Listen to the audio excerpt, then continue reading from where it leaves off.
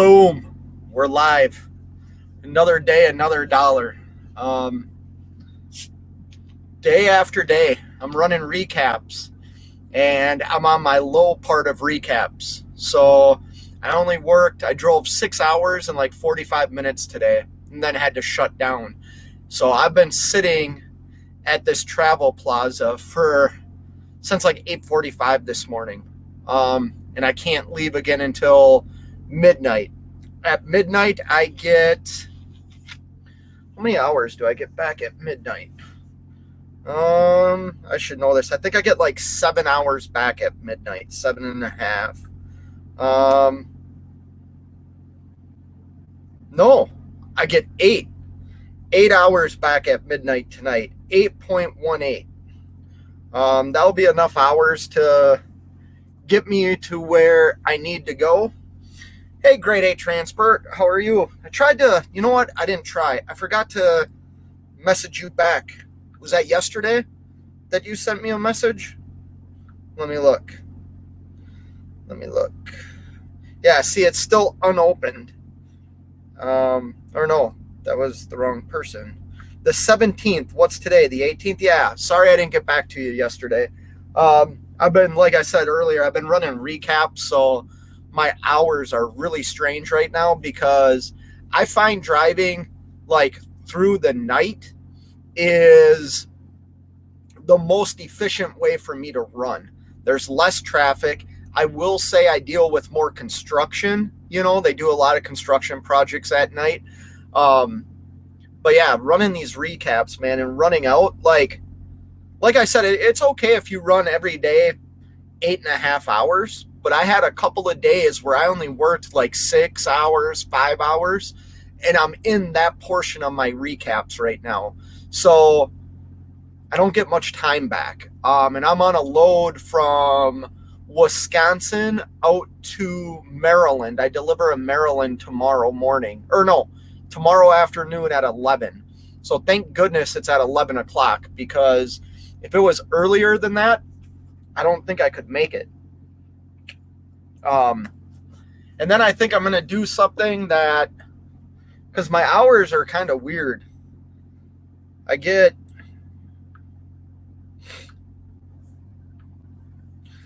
8 hours back at midnight. Then I get 7 hours, 8 hours. Then I get 11, 9.5, 9.5, 8.5. So I don't know if I should take a reset out on the road or not. I don't like doing resets out on the road, the 34-hour reset. I don't like doing that. But once I get out to Maryland on Friday, I have customer freight I have to pick up.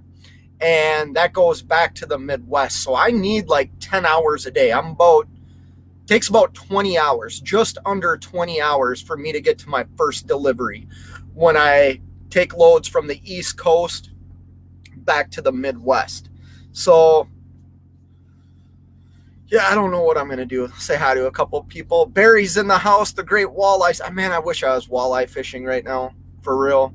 Like, we all know, it's a joke, but it's also kind of the truth. Like, part of the reason why I became an owner-operator was to do more of the things I wanted to do, right? And I've been on the road now basically the entire month. And man, I really just want to get home. I want to get home. It's almost fishing openers in May. I'll be going to that, so maybe I'll get some walleye then. But these recaps, man, when they run out, it's so boring. You just sit. Like, I've been sitting all damn day. I did get out and walk, got out, and I had my first PM on the truck. I wanted to do it myself.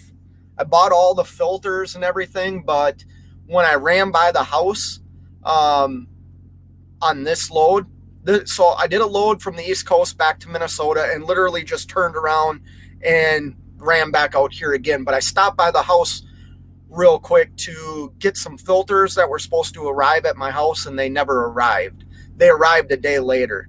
So I ended up stopping at a place to get a PM service done on the truck. So I just got out and climbed under the truck today and crawled under there, made sure they hit every grease zerk and crap like that, because I do have a grease gun with me. So I thought, hey, if they missed a zerk, I can get to it. But it's boring. Like I said, I worked 6.5. Well, I drove 6 hours and 45 minutes. I did a 10-minute pre-trip and like a 17-minute post-trip. So I've been done for hours. Like 9 o'clock in the morning, I've just been sitting around. What time is it now? 1:39. And I still have like another 12, 13 hours before I can leave.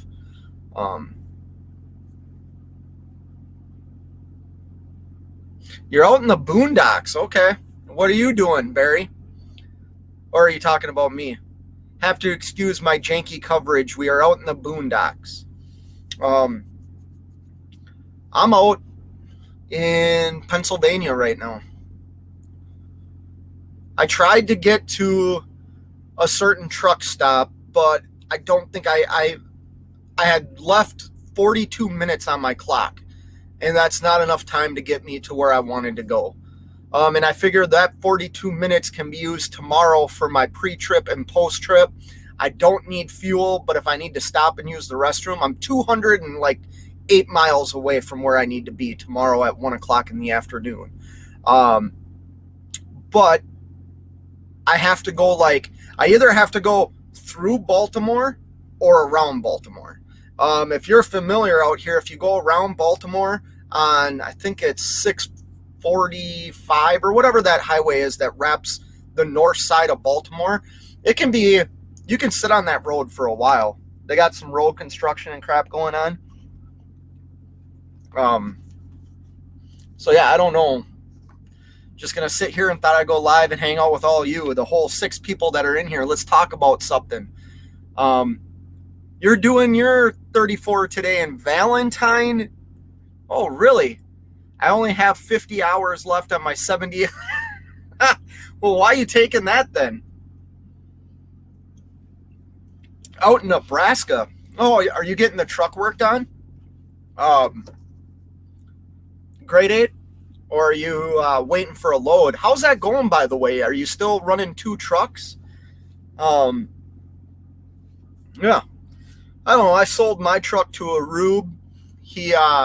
I meant to go on Cash's live last night. That was the thing, too. Like, these recap hours, Cash's King went live yesterday, and we had this. So I sold the Mac to DIY. And we had this whole, skit kind of set up. I mean, Cash was telling me what to say and everything like that, and I pulled over, and I had to leave this morning at 1 o'clock in the morning. Well, I got done yesterday at 4 in the afternoon. I laid down to take a nap and just stayed asleep. So I missed Cash's live. Easy Travels, what's going on? That's a great name, too. I like that. Jerome Jones is in the house. Actually, I was supposed to go home, but roads were no travel advisory last night. That sucks, grade 8. I'm sorry to hear. I actually have a buddy that just took a load from Florida to Seattle. And I want to say he lost 4 or 5 days because of the weather. And then an accident. I guess there was some bad accident on 90 or something like that. I think that was still out in Washington. But yeah, he lost a lot of time running that corridor. That's why I don't run that area, especially in the winter. I don't go, but then again, the lanes I run, I don't need to switch it up. I don't need to go anywhere else, But these recap hours, when you want to get somewhere and you don't have the time to do it, really sucks. I like it because you can keep working. You don't have to stop.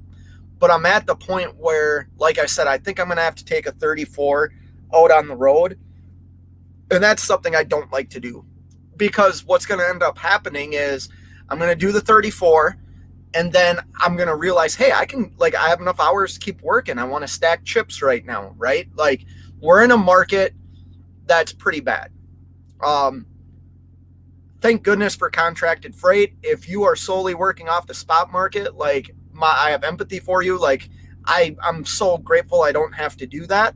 But I know what's going to happen is I'm going to get back to Minnesota and look at my time and be like, holy cow, I can do more work. And I know a customer is going to get a hold of me. Either a customer or a broker that I work with in Minnesota is going to get a hold of me, and I'm going to say yes. That's the downside about doing a 34 on the road, because if I didn't have to do a 34, I know I could go home to do that. A 34 for me is really like 48 hours. You know what I mean? I go home, I hang out for the weekend or a few days, 3 days sometimes, and then get back on the road. But yeah, still running a second truck. Broker called yesterday to brag about how good my driver was and was wondering how soon I could get him back for another load. That is awesome, grade 8. That's a good driver. When you have somebody that's like punctual, on time, respectful, communicates with, whether you're communicating with the customer or a broker, like that goes a long way, and that will help you as a carrier. So I'm happy to hear that. Nevada's in the house. What's going on, Nevada? I just got done watching your video.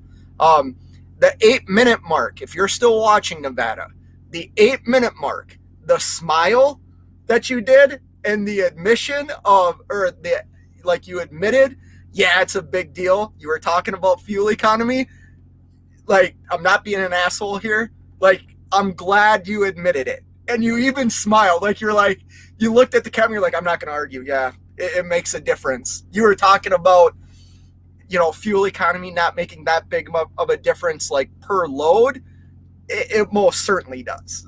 Like, I don't run the miles you run. I'm not on the East Coast one day, 3 days, 2 days later on the West Coast, but I am on the East Coast and 2 days later in the Midwest. It makes a difference. But yeah, good video. I mean, that's the thing. A lot of us are trying to push through this time, trying to figure out, ways to be profitable, things, it's a great time to reflect. And Nevada, I give you props for doing that, man. Like, you're kind of looking at the big picture of the business, you know what I mean? And that's really important, and so that's not always easy to do. And then to admit some things isn't always easy to do either. So props to you, man. Like, that's what we need to do. I mean, when we're on social media or we're on YouTube or whatever, everybody's got an opinion, right? That's the thing. We all have our opinions. We all think we know what's best. Well, we all have our opinions. The reality is, like, if you have good mentors and you are able to look in the mirror and change some things up, like, what's best for you, so props to you. I know that shit's not easy to do. I do it all the time, man. Like, I know I stay pretty positive on YouTube and I stay pretty optimistic, but that's because of like what I do with my business. My business allows me to stay optimistic. You know what I mean? And yeah, I see everything around us going to shit, and the dollar isn't worth what it was, right? So like, if I have a really good week, Nevada made a good point in his video too, talking about the money that he was able to save and having a goal to put X amount of dollars back into that business account, and how difficult that is to do right now. That's a real thing. Like, anybody that tells you it's not probably isn't being honest with you, or they have found like the perfect scenario for them. And I know there's people that are like that. I know there's owner operators. I know there's carriers that have found like a customer or a broker that gets them out someplace that might not even be a good market to be in, but is able to get them out of there. So I know that happens, but the reality is it's harder to stack those chips at the table right now. It's almost like you're the big blind and small blind all the time, and you have to make that decision of are you gonna check or are you gonna raise, or it's a tough time right now. Plays on the freeway saying hi. Nevada says LOL. Yeah, who was I kidding? Yeah, and you looked at it perfect, bro. Like, I give you props. And you know what? I don't know how many people are going to catch that. And I'm not saying that meanly, because let's be honest. you like, you bought the truck you wanted to buy. You're doing the things you want to do. I can't fault you for that. And that's taken me time, like, to understand everybody does things differently, right? Because there was times I would rag on people, or not really rag on people, but think decisions weren't necessarily the right decisions. But when it comes to like this market and the things we're experiencing, what you said at that point was 100% accurate. And I know I saw it. You're like, I can't lie. And you smiled and you're like, it would make a difference. So good for you, man. Like I said, that's not always easy to do. Trucking with T-Bones in the house. What's going on, man? Barry saying hi to you. But yeah, I don't know. I do think, listen, I've made this comment before. I feel like, I don't run a box van, or you know what I mean? I don't have a box trailer. I don't have a dry van. So I don't see like $1.50 a mile freight. I do see sometimes, like, if I wanted to get back from the East Coast back to Minnesota, let's look right now. Let's just use Pennsylvania right now. I bet it's $1.45 a mile. If I wanted to run the spot market, I'll look up a city real quick in Pennsylvania. Allentown. Allentown has a lot of freight that comes out of that area. And if I use Allentown and do like 100 mile search radius, I'm going to get parts of New Jersey and stuff like that. So I would say Allentown is a good area. Let's look at loads going back to Minnesota and Wisconsin. We'll look for Monday to, why don't we look the whole week, Monday to Friday.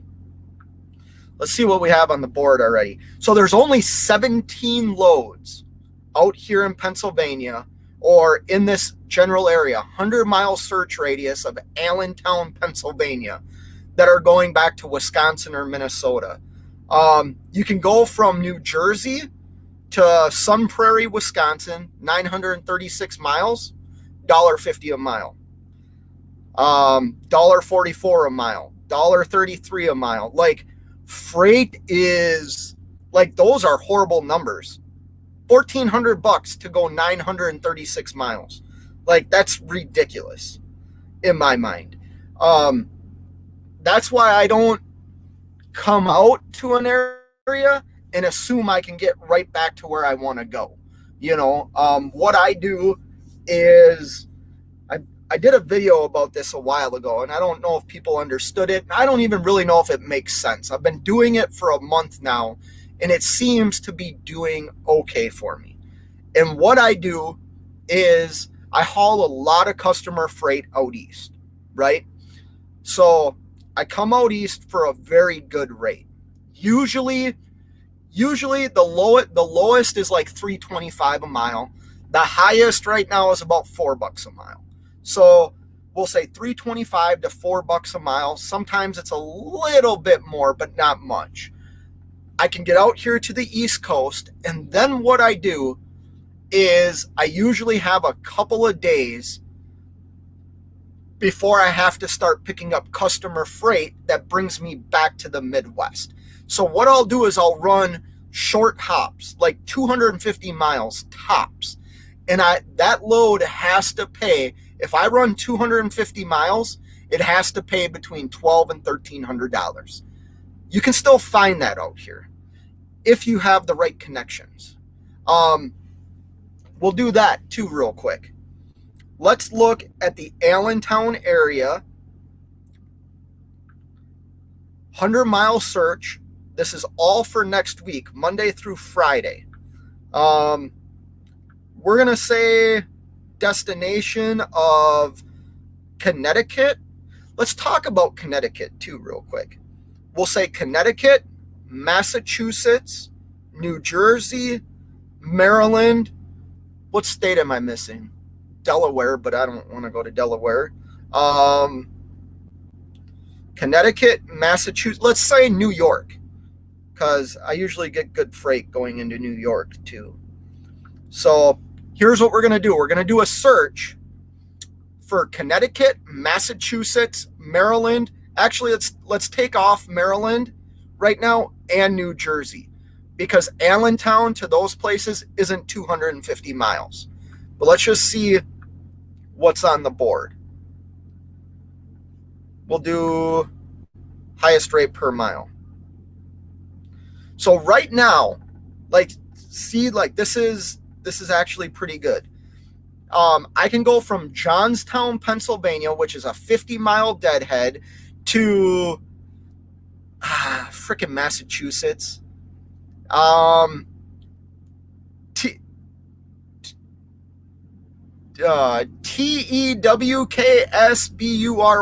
Teesbury. I know I enunciated that wrong. Massachusetts, for $1,500. The load's only 6,000 pounds. Something wrong there, I bet. But there's a lot of freight right now that's going about 250 to 300 miles, and it's right at that $3.90 mark, $3.90 a mile. There's 118 loads Monday through Friday of next week going from the Allentown area to Connecticut, Massachusetts, and upstate New York. Now that's right now. It's Saturday, so there might be more loads come Monday morning. But what I do is I book that freight way in advance. So I already have a load that I booked before I even came out here that is going to cover all my fuel costs for getting out here and half of my fuel costs for getting home, and cover my toll costs. So that's what I'm doing when I come out here now, is I bring good freight out. I haul a load that I try and protect all the revenue that good load brought me out here for. And then I try and protect the revenue of the load that goes back to the Midwest. And it seems to be working out. The downside with that, instead of having $8,000-$9,000 weeks, I have $7,000 weeks. Now, that's gross, right? Like gross revenue to the truck. I'm very profitable, like at that. You know, my business can grow with those numbers, but that's the sacrifice that I've made. Is I've quit like chasing the high rates. I've quit going to areas that I know I'm not going to be able to get out of. That's why, I mean, the load I'm doing right now, this is my third time doing this load in 3 weeks. Like, I've been on the exact same highways, stopped at the exact same truck stops, showered in the exact same shower rooms for like the last month, right? Like, it's so consistent. And I think that's what's important right now for me to be successful, is the consistency. Am I blowing it out of the park? No, I'm not. You know what I mean? I'm able to like admit that. 79 to, I did have a $9,000 week last week. That's one of the highest weeks I've had in quite a while. But it required something that I don't necessarily know if I want to do again. It basically required 36 hours awake. I mean, that's what it required. And I don't know if I want to do that again. But yeah, let me get to a couple of comments here. Jerome Jones says, I'm good on the reefer game. Crazy hours. It is, Jerome. It most certainly is. But you know what? Like, you kind of get used to it. You get used to having a very weird schedule. The one benefit I have with running reefer freight is now that I'm dealing with a lot of customers, I'm not delivering to a whole bunch of like really big grocery chains. Now, sometimes the customers have, like I was up in Massachusetts last week at a, what was it called? Hatfield, Mass, CNS Wholesale Grocers. And I was there for like 5.5 hours. Absolutely ridiculous. But you know what? Half that time I spent 3 hours just waiting for my door. So I slept. And then when I got my door, it's hard for me to sleep when I'm in a door with them driving the forklifts in and out of the trailer. But Trucker Dave's in the, am I saying that right? Trucka Dave's in the house saying hi to Nevada. Barry, so if you were to cut a hole in the bottom of the sleeper floor and put a bucket of water under the cab, go back in the truck and drop a line in the bucket. You know what? I'm not going to cut a hole, but that would be fun. Put some fish in there. I could put some crappies or some sunfish. That might be fun. Where was I? I was at a Love's in, I can't remember, but they had a travel fishing pole that, like, I think it went down to like 2 feet, right? That's about 2 feet, 24 inches, or 48 inches. It was a fishing pole that then could go out to, I think it was 5.5 feet, but I don't have time to like stop and fish in ponds and stuff like that. That'd be fun. Depends on the bait. Yes, it does. Yeah, volume is way down. 17 loads in a 150-mile radius of, that's Vermont, or I don't know what that, Vermont probably. VM. Vegas? I don't know what VM is. I should know, but I don't.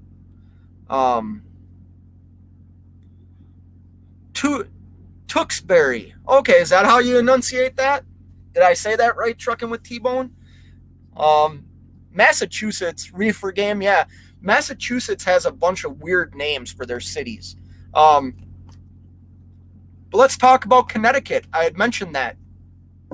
So I paid my very first Connecticut weight fee, or whatever they call it, right? And I know there's been a lot of talk about that, or there was, about the extra tax that Connecticut was going to place on commercial vehicles. It's like a highway, what is it? Heavy use highway tax or something like that Connecticut has instituted at the first of the year. Very simple to register your truck or your carrier. Go check out DIY Semi's video on it. But I paid my first payment to them. And it's not bad, people. It's 10 cents a mile. I drove 199.8 miles in Connecticut last month, and they rounded it up to 200. So I paid Connecticut $20. I just used that as a bargaining, or like as a tactic to try and get more money from a broker. I just did it, and it worked. Now I didn't say, I need an extra $700 for the highway tax, but I said, hey, it's this many miles in Connecticut. I got to pay that tax now. And the broker gave it to me. All but $1. The broker, she was great. It's actually somebody I've worked with before. And she goes, Scott, I'm keeping that dollar. So my rate is $13.99. She wouldn't give me $1,400, which, to be honest with you, that 15-day lane average is $1,100. So I got a good rate on it, and I booked it 5 days in advance before it needs to go. And it's a broker that they're not going to cancel the load on me. Like, I don't think I've ever had a load cancel with this broker. But it was funny. She kept the dollar. I guess that's what she needed to do to feel good. Sterling's in the house. What's going on, Sterling? How are you? Nevada. From the day board. Oh, DAT. I think you mean from the DAT board. Yeah, the DAT board, that's what I was just using too, the DAT load board. Jackknife TV's in the house. What's going on, brother? How are you? Come on with it's in the house. Tell the broker you got 8 kids. No, because I don't have 8 kids. And if I had 8 kids, I doubt I would be a truck driver. I would probably live off grid because I couldn't afford to take care of 8 people. I think I've shared before, my income takes care of 5 people. My wife is a stay-at-home mom, which is not an easy job. And then I have 2 biological daughters and a stepson. So my income supports 5. I know how hard that is to support 5 people on, my salary. I'd be broke. Man, the wind is I'm shaking right now because of the wind. Tell the broker you got a hood truck. Didn't you try that once? Or you said something. You said, like, I got a brand new Peterbilt, new trailer, which some of that stuff matters. I mean, they want to know your equipment's good, but yeah, tell them I have a hood truck. I ain't got the money for the hood truck, Nevada. Come on with it says, then tell them your name is Mel Gibson and you use an Australian accent. Yeah, that might work. What happened to Mel Gibson? I haven't seen him in forever. I think the last time I saw Mel Gibson, he did the Joe Rogan podcast.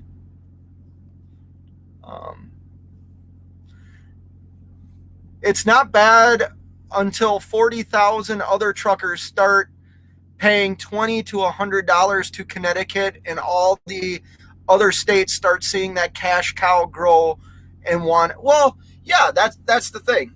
But here's the thing. To think that our equipment doesn't destroy the roads is ludicrous. Our equipment does destroy the roads. I am not advocating for more taxes and things like that, but take the Ohio Turnpike, for example. We pay to use that. We pay a lot to use that highway, and it's fantastic. Now you can make the argument the Indiana toll road's trash, and it is, but take the toll roads through Illinois, Highway 90. It's great highways. You know what I mean? If they use the money the right way, maybe we could figure out some way. I don't know. You are right, Jackknife. Once every state, other states have it already. You know what I mean? You pay use tax in New Mexico and things like that. But yeah, $20 to run a good load into Connecticut. Don't be scared of it. It's 10 cents a mile. And if you get a good rate going up there and you skip the tolls. Don't be like me and take the George Washington. I did that because I wanted to do it, right? But super expensive. I took New Jersey Turnpike to the George Washington, crossed the George Washington. All in total, I think it cost me $150, or $170, something like that. Very, very expensive. But if you know how to skip some of the tolls and like cross over the Tappan Zee and stuff like that, going up into Connecticut, save yourself some money.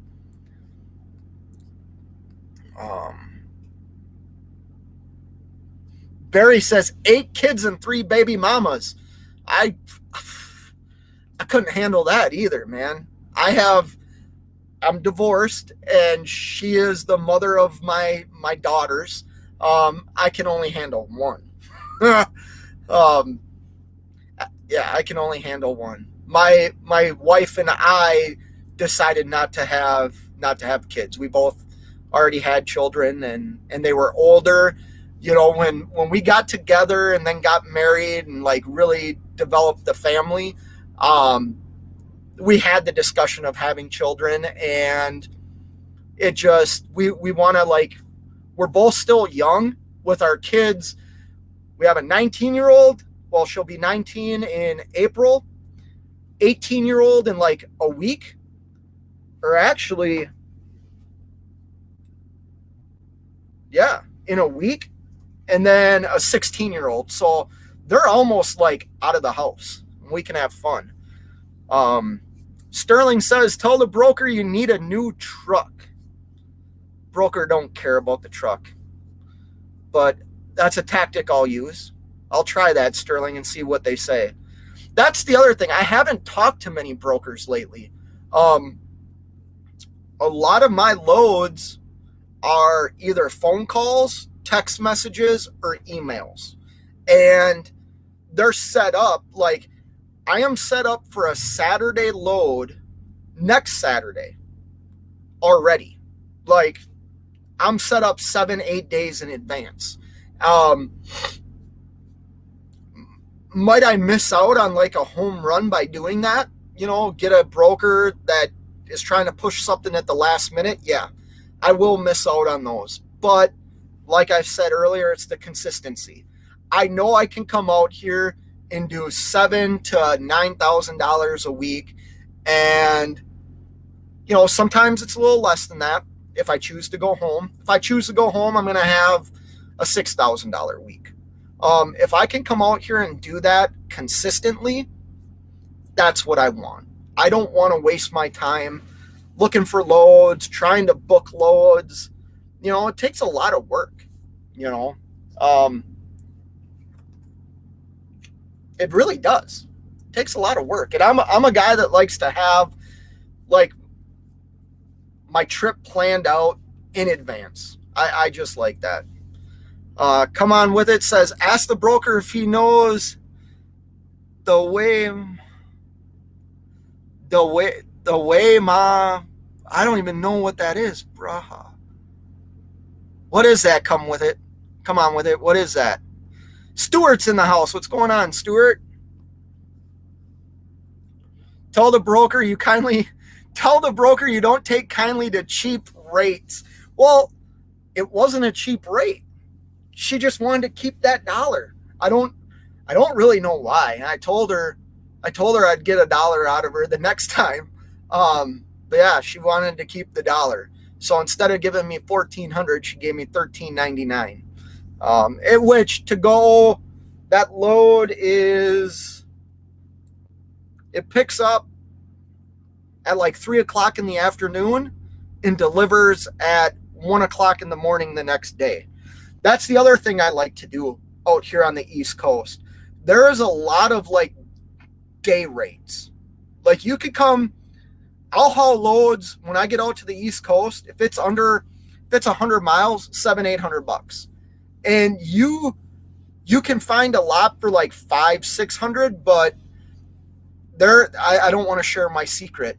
There is a Click and Go app that will give you $700-800 to go 75 miles. That's all I'll say. And it's easy freight. Let me see how many miles that load is. And do they have the mileage on here? No, they don't.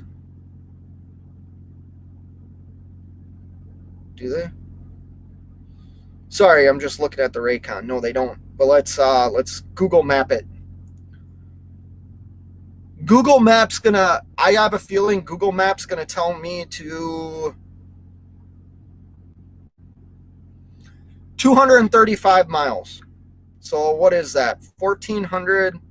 I should know that. Or actually, $1,399.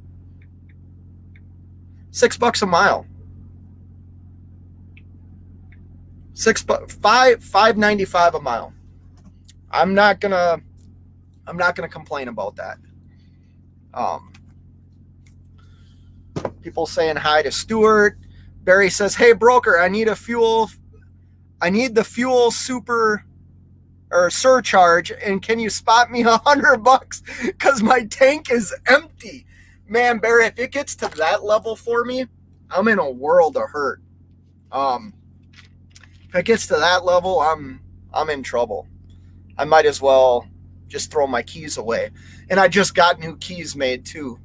Stuart says, how about use the road tax money they collect already and actually use it for the roads instead of funneling it into other things like state pensions? Yeah, I agree, Stuart. Our tax, you can say that about tax money across the board. I wish we had more say in where like tax dollars went. like our federal taxes and our state taxes. I wish we could, I wish they gave us categories. You know what I mean? Like, take for instance, I live in Minnesota. Even like my property tax, I would love it if I could put more money into certain areas for like the community I live in. You know what I mean? Like, or the county I live in. Like, use that money for the schools or for something that like I would use. You know what I mean? Um, they kind of do that with like football stadiums and baseball stadiums. You know, they bring it to a vote to see if taxpayers want to pay for part of a stadium, right? Well, take for instance like the Walker Arts Center in Minnesota.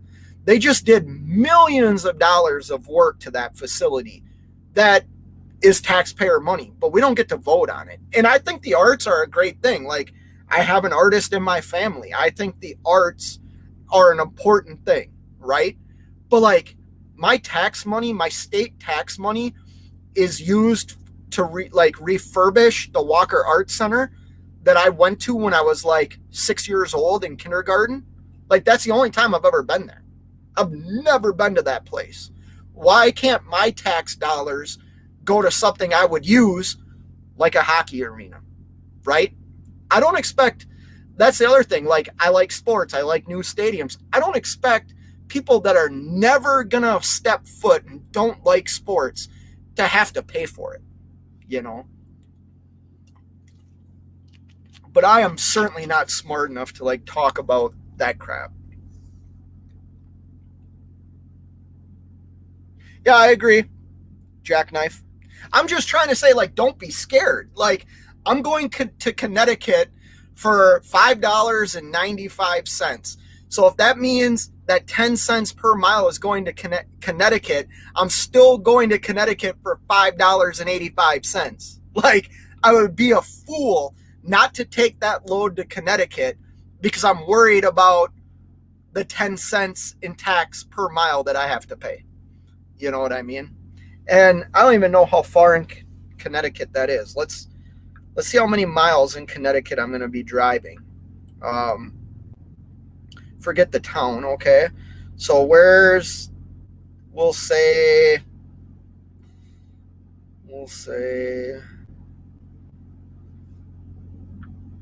I don't want to give away the location because I'm going to be there in a couple of days. So there's the border of New York. And I am going to, I almost said it. 91 miles.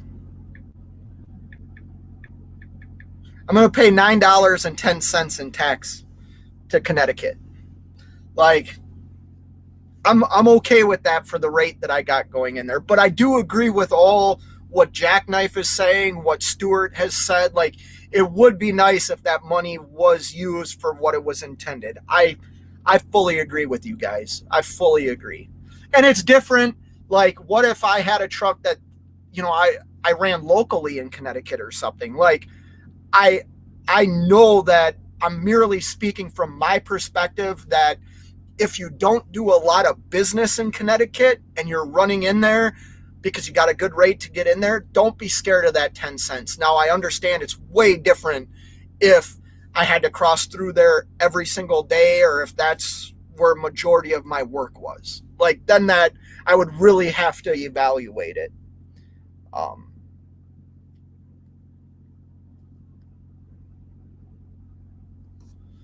Come on with it says, as the truck falls apart and my maintenance bills through the roof from all the potholes.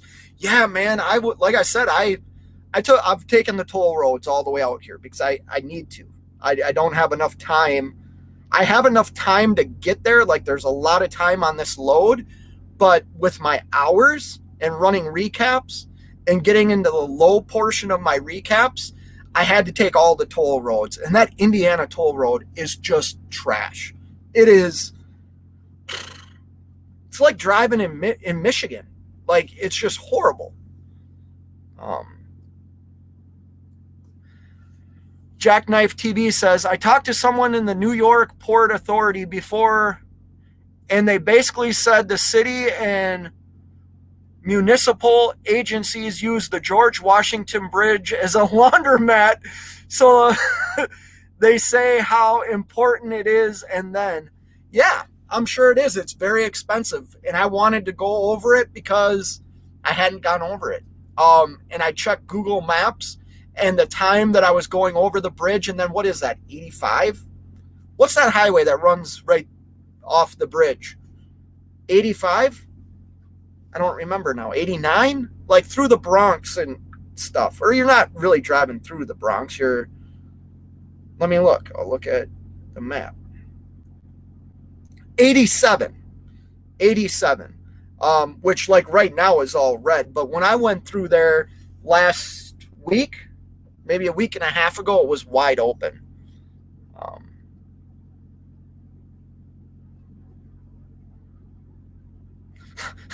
Grossly overestimate maintenance and repair costs on it to launder money into different funds and inside bid rewards for certain contractors. Well, yeah, but that happens everywhere, Jackknife. I mean, and I'm not arguing with you. Like you're right, but like I spent 13 years in construction. That happens everywhere.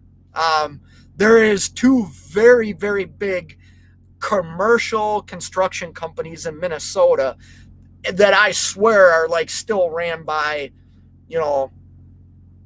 people that live in Chicago. I swear. So yeah, that happens everywhere, and you're probably right, Jackknife. I did it for the experience. Stuart says, I got a direct customer load for next week going to Miami, and it right in my wheelhouse, moving stuff from Formula One Grand Prix. That is awesome, Stuart. I bet you're excited about that. That's awesome. Good for you. Come on with it says, do you know No. Ask your kids. They know what it is. Bruh. Do you know I don't even know what the frick that way? I don't even know what that is. Come on with it. Search Uganda Knuckles. Okay, here we go. I'm going to do it.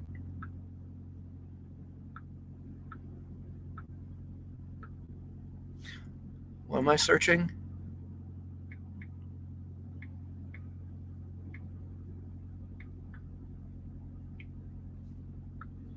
I probably can't play. What is this? What is this? Is this the right? Oh, screen's too bright. It's like a anime thing. I don't want to watch it and get in trouble on YouTube. Maybe I'll play it real quick. I'll do a short that they have.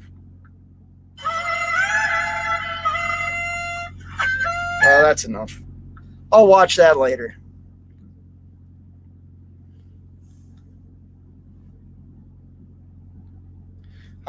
Jackknife TV says, come on with it. You want to hear something scary? Look up 15-minute cities. Look up 15-minute cities. I'll have to check that out. Sterling says, Stuart, you going to Vegas for the Formula One race? Vegas is having a Formula One race? Like in the city? That would be awesome. I was just in Vegas, and that would be freaking cool. That would be cool. Grandstand ticket is $2,500. Holy cow. Yes, Jason, Michigan roads are terrible. They're not fun to drive on. But I go to Michigan too. I say that, but I go there. Not very often. I would never, well, I shouldn't say I would never.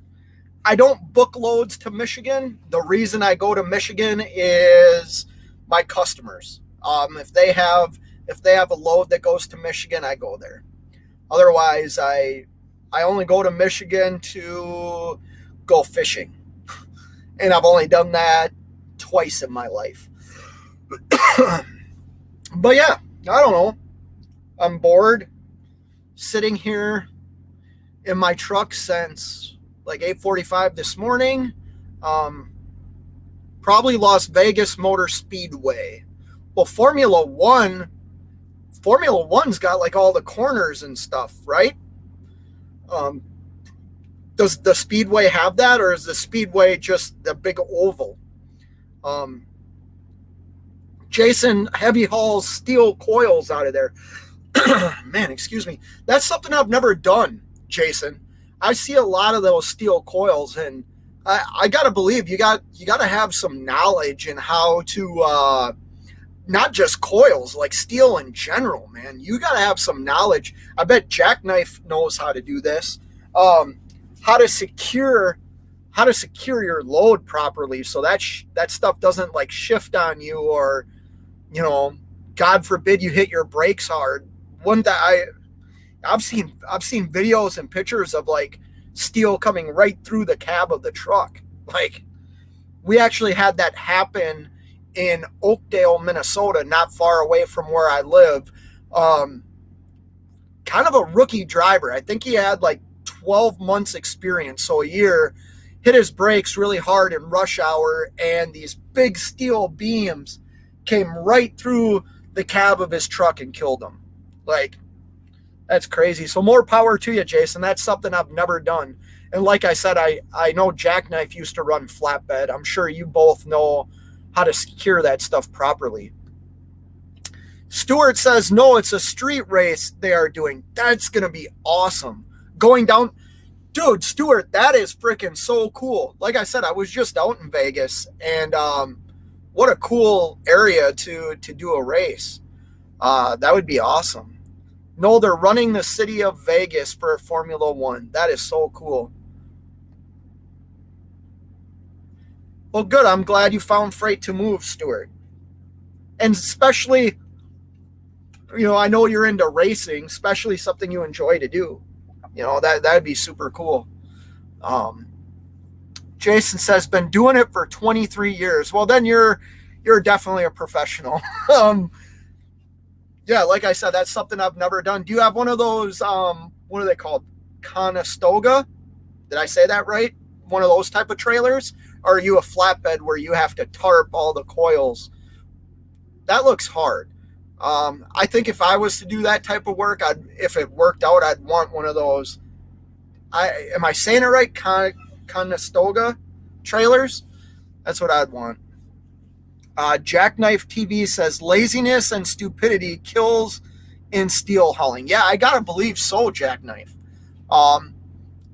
That stuff's so heavy, and like I said, the guys that haul it, you definitely need knowledge. Like, if you were to put me on a flatbed and load up a coil, I really wouldn't know how to secure it. Like, you give me the chains, I would do my best. I have some knowledge in hauling like some structural steel, but not heavy coils and not those big steel pylons and crap like that. I don't think I would know how to secure it properly. I definitely would want quite a bit of training in that before I felt comfortable. Jason, you're tarping everything. Man, more power to you. I bet you're staying fit doing that. Yeah, curtain side trailer too, Trucka Dave. That's a good name. I like that name. Let me get back to this here real quick. Turn the volume down.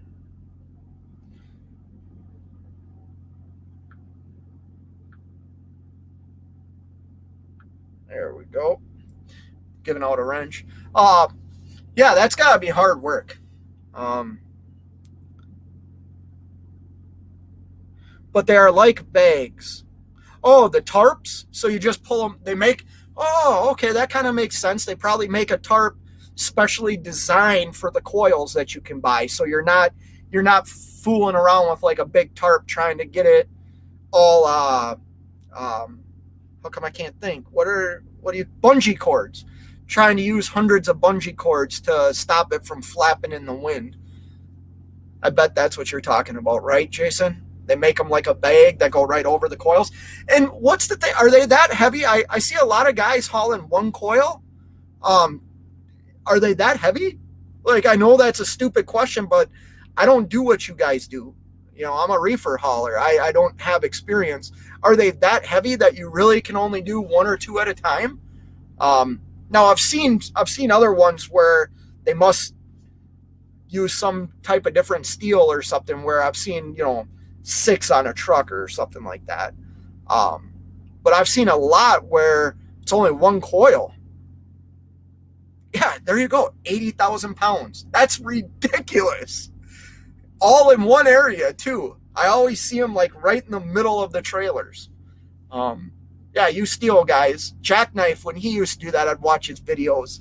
And the cranes that are loading the stuff onto your trucks and how you're pulling in. Another guy I watch that does some of that, I used to watch, was that South Georgia Hotshot. They haul a lot of steel and stuff like that with their step deck trailer.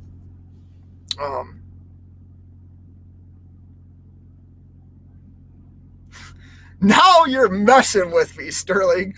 They put helium in the coil tarp to make it lighter.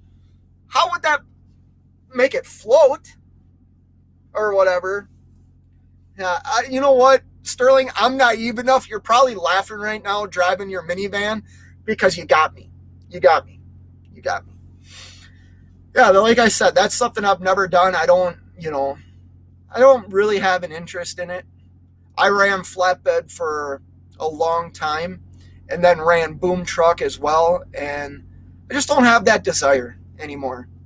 The sad thing is, I was just talking to my buddy about this. The company I used to work for, I was a Teamster for 13 years. I'm not a union guy. Like, I'm not going to talk bad about the union. I'll talk about my experience with the union, which was they never did anything for me. They took care of people that didn't deserve to have jobs, and that's about it. Up until just recently, even I was my pension was through Central States. Up until recently, like, my pension was nothing. Like, I think it was $100 a month or something like that. Now, I think they've got the approval to like be bailed out, and they're going to somehow recoup the money they've lost. But the company I worked for had a 30 and out, where that was a big thing on one of our last contracts.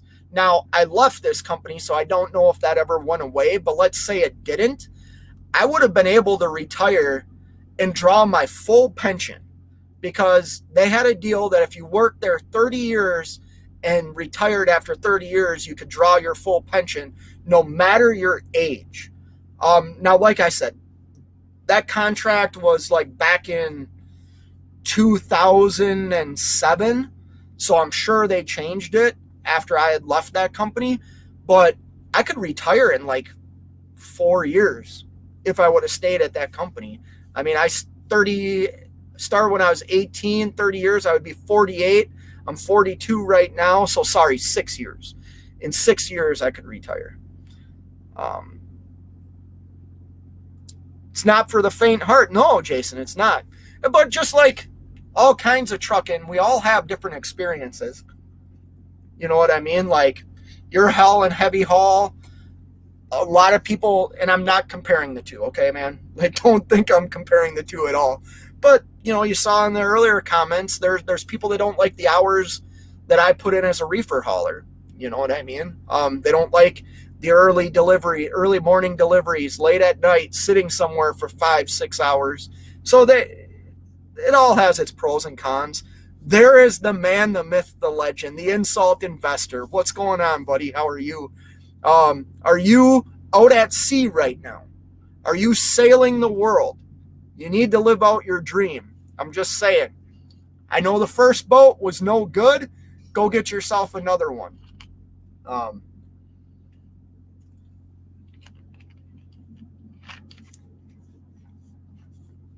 Oh, you worked for U.S. Steel for years. Okay. Then you kind of know what I'm talking about. Cool coils require a reefer trailer. You know what? So I have hauled metal in this trailer one time. And it was very interesting load. It was a load out of, where did I go? I was down south. I want to say I was in Georgia. And what it was like torn apart engine parts, right? And it was these crates. And where I brought it was somewhere in Alabama. And it was a recycling plant that like melted all this metal down and built like new parts. You know what I mean? It was very interesting. And the weight was super heavy. I could only fit, I think I had 4 or 5 of these big ass freaking, maybe it was even less than that. Like these big ass totes of metal, or like parts. That was the only time I've hauled metal in this trailer. Otherwise, even my dry loads, I haven't hauled paper yet. I've hauled diapers, toilet paper, and I think that's it. Everything else has been like candies or water or juices, or that doesn't require, at the time I hauled it, didn't require a reefer trailer. And man, when they don't require a reefer trailer, or when it doesn't matter, they'll load the crap out of you. I mean, you're right at weight, if not over. You know what I mean? I don't like it. Insult says, doing good. No, not at sea. Oh, well, that sucks, Insult. Get there someday, man. You've been talking about it, And Insult, I mean, I've shared this before. There's 14 people in here. Insult's been around for damn near the beginning, and I thought he was a troll. I thought it was Cash is King or DIY Semi making fun of me when Insult came around. Jason did Icebox for 10 years. Wow.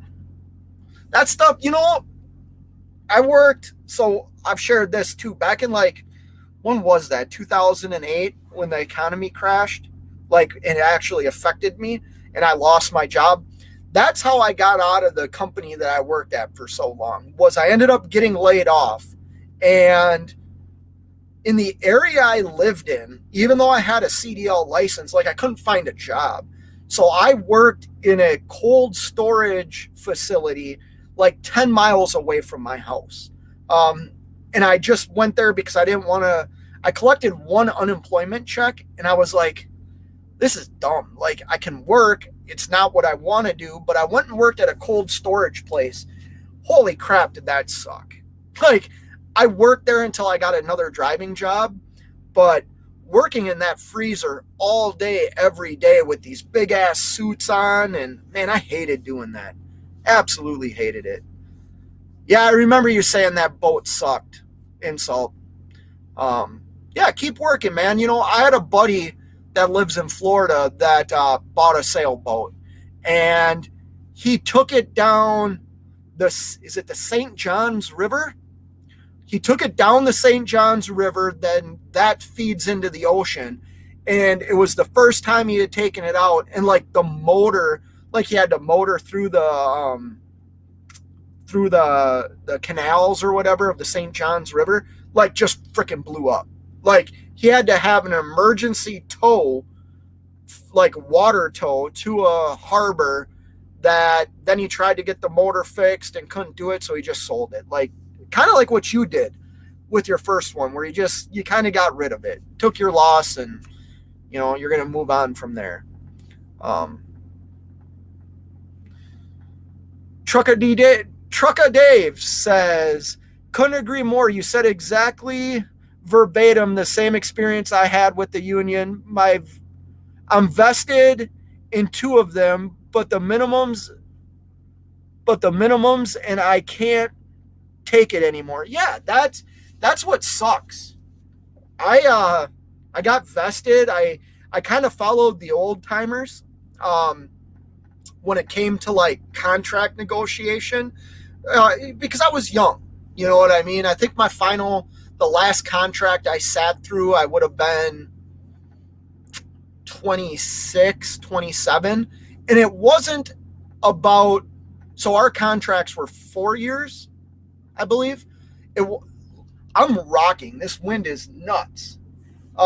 It was 4-year contracts, and a lot of the older guys in the union were pushing for better retirement, easier ways to like get more when they retired if they stayed 20 years, 25 years, or 30 years, instead of getting a lot of money up front, meaning our pay. And I went along with that, and it made sense. Like, these guys, like, I looked at a lot of them who were my age at the time, like my age right now, that are probably retired now, or close to it. And as long as their contract didn't change too drastically, like, they're set up pretty damn well.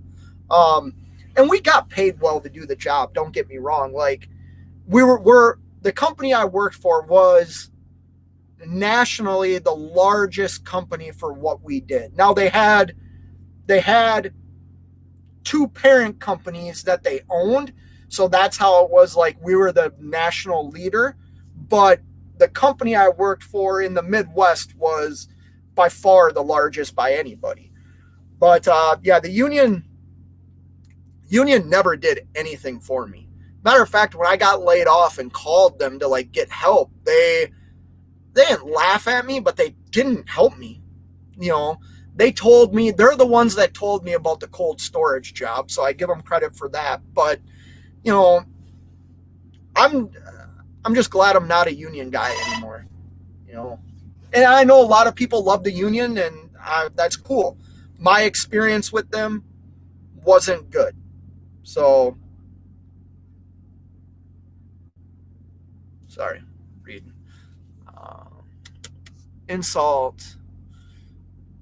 I will always have 3 different types of motors with me: inboard, outboard, and electric. Yeah, this was a big inboard, like, diesel motor. I forget what he was telling me about it, but yeah, it just went to shit. It just went to crap, and he had to get, like I said, the current was so strong on the St. Johns River that it was bringing him, like, he was afraid he was going to hit the shore. So he threw his, not anchor, but some sort of line out and caught a dock, and was able to pull him in the boat, you know, with this line that hit the dock onto this dock and just stay there. The owners of the dock came down. He's like, I'm broke down. I'm getting an emergency tow. And yeah, like, I didn't even know they had water tows. You know what I mean? Like, if your boat breaks down in Minnesota and you're on a lake, somebody driving by you will just tie up a line and pull you in. You know, you don't have to call for a tow service out on the lake. But I guess when you're dealing with the ocean and stuff like that, you know, only makes sense. The one you had was rotten. Yeah, I kind of remember you talking a little bit about that a couple of months ago, Insult. I remember you on a live. I don't know if it was mine or Cash's, but you were kind of upset, which you should be.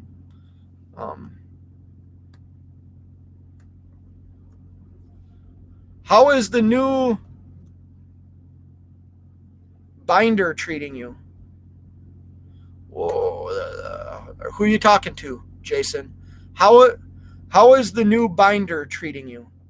Binder. What am I missing? What am I missing, Jason? Tell me.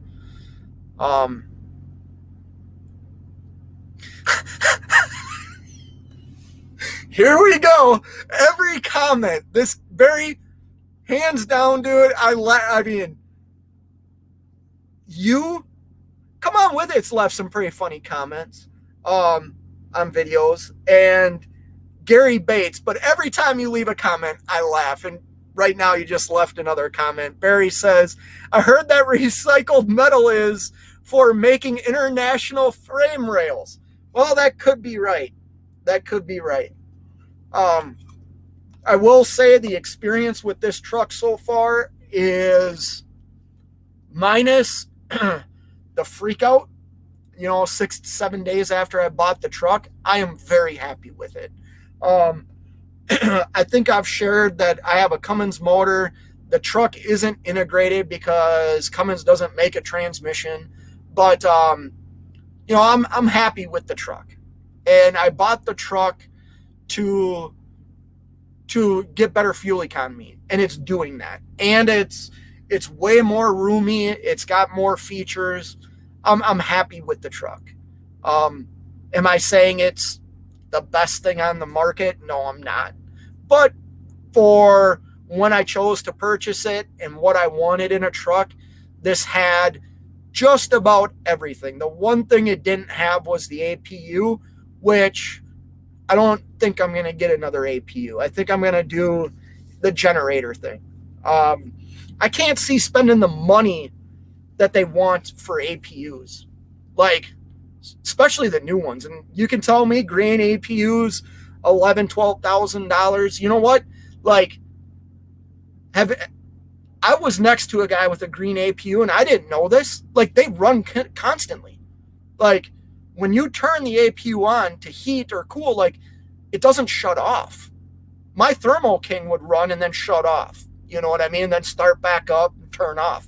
That green APU just, now maybe it had a malfunction. I can't speak for green APU. I've never owned any of their products. So full disclosure, like, I'm not giving a review or anything, but it just ran the whole time. Like, that seems odd to me.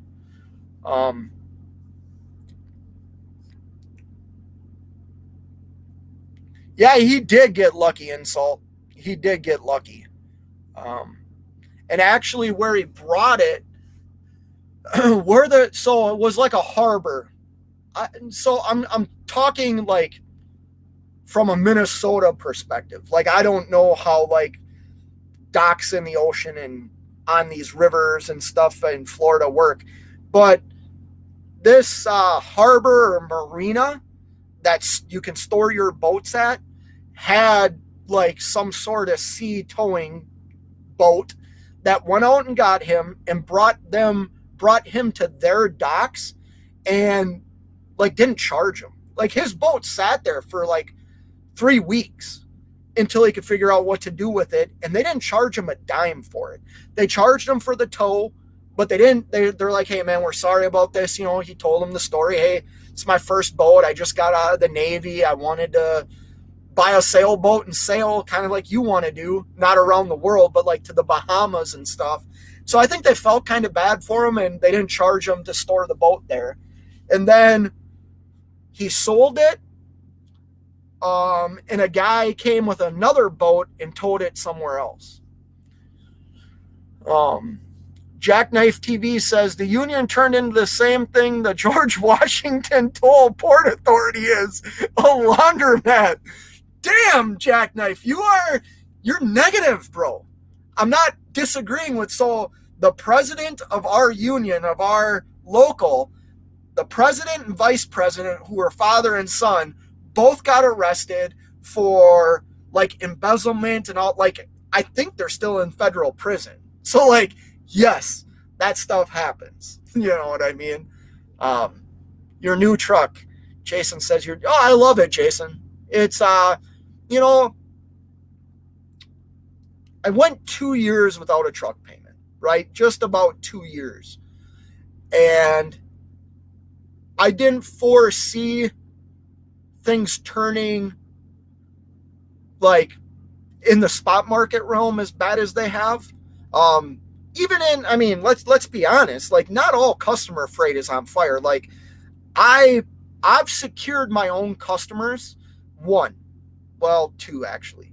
And you know, my rate's a good rate. It's still over $3 a mile, but I know eventually they're going to come to me and say, hey, you know, maybe not at $3 a mile. One's $3.10, one's $3.22 a mile. Maybe they'll be cool with it. Like, you know, that's also dependent on fuel surcharge, by the way. That's how I bid it. Was I had a rate to run it and then fuel surcharge. I think I was at like 55 cents per mile for the fuel surcharge. But yeah, the new truck's running great. I wish I didn't have a truck payment. But I'm trying to pay this truck off very quickly as well. I'm not going to be able to pay it off as fast as I paid the Mac off. I think I've shared before, I paid the Mac off in 8 payments. It took me 6 months. I think this will take me a little bit longer than that, but yeah, I wish I didn't have a truck payment, but I like the truck. I like it. Um, okay, grade 8. I didn't know that. I didn't know that. Huh. See, you guys know more than me. Moat's in the house. How's it going, Fate? Just made it home for the weekend. I ran pretty hard and made about $2,000 after taxes. Great week. I haven't been spending more money, just saving. I'll be buying a truck and trailer shortly. Well, good for you, man. Uh, just be careful. Understand what you're getting into. You know, if you're making $2,000 a week after taxes, like that's good. That's good. Um, it's all about what people want in life. I'm never going to tell somebody they should or shouldn't do something because that's not my place. Plenty of people told me I shouldn't do this. I mean, people that that like mean a lot to me, like family members, told me I shouldn't do this.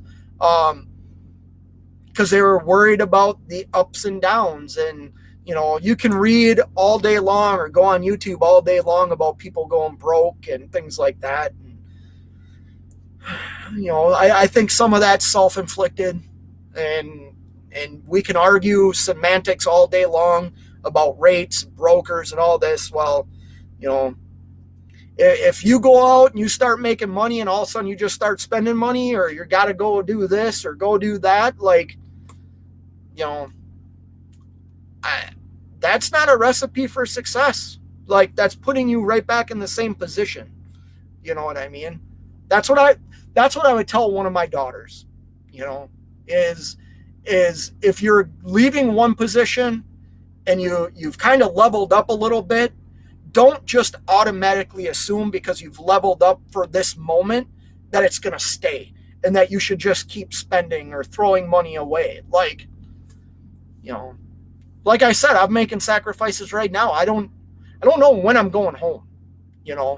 I will be home for my stepson's 18th birthday. But it might be just for that night. And that's the sacrifice I'm making right now, because Nevada said it earlier in his video. Go watch Nevada's video. I don't think he's in here anymore, but one of his goals is to get X amount of dollars back in his business account. I can understand that. Like, I spent a lot of money last year on maintenance on the Mac. And instead of, I don't think I did it wrong. I paid cash for everything. I went cash for everything. I'm not saying that's the right way to go about things. For me, it made sense at the time. So I watched this huge reserve like get knocked in half. And now, before, I could put $10,000 a month into that reserve. I can't do it at that pace anymore.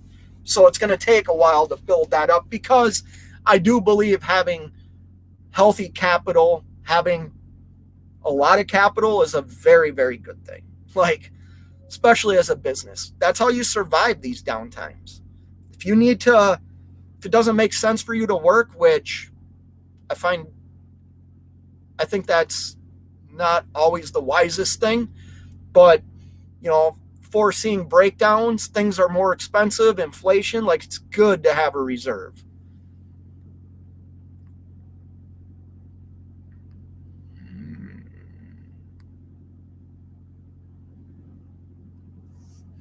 Jackknife TV says, I bought a 1968 Chris Craft. I was fixing it up.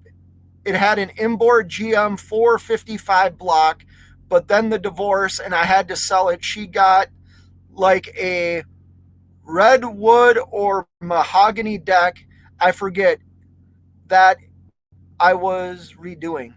You must be doing voice to text. But you bought a boat that you lost in your divorce and had a mahogany or redwood deck. Sounds like a beautiful truck. Divorces suck. I'm divorced. Now, my divorce was a little bit different, but divorce sucks. I don't wish divorce on my worst enemies, because a lot of people do lose a lot of things. It sucks. Sorry to hear that, Jackknife. Jason had one too. I don't own a boat. I grew up with boats. I grew up right off of a lake, so we had all the toys and everything like that, but I don't have a boat anymore. My dad has an awesome fishing boat. Um, so I use that. Well, I don't think I've ever taken that one. I've taken it with him, but I don't think I've ever just taken it. He used to let me take his old boats all the time if I wanted to use them. My brother's got, I don't remember what kind of boat my brother's got either. My brother lives on a lake right now. But my brother's got a nice boat too. I don't have a boat. I don't have any toys really. My toys, you guys wouldn't think are cool. You know, ice fishing stuff, ice houses, things like that. You wouldn't find my toys cool, but they're cool to me. Moat says, how much should I spend on a good truck? Man, isn't that the answer or the question that we all wish we had the answer to?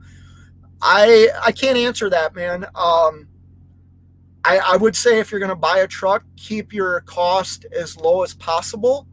I believe in buying a fuel efficient truck.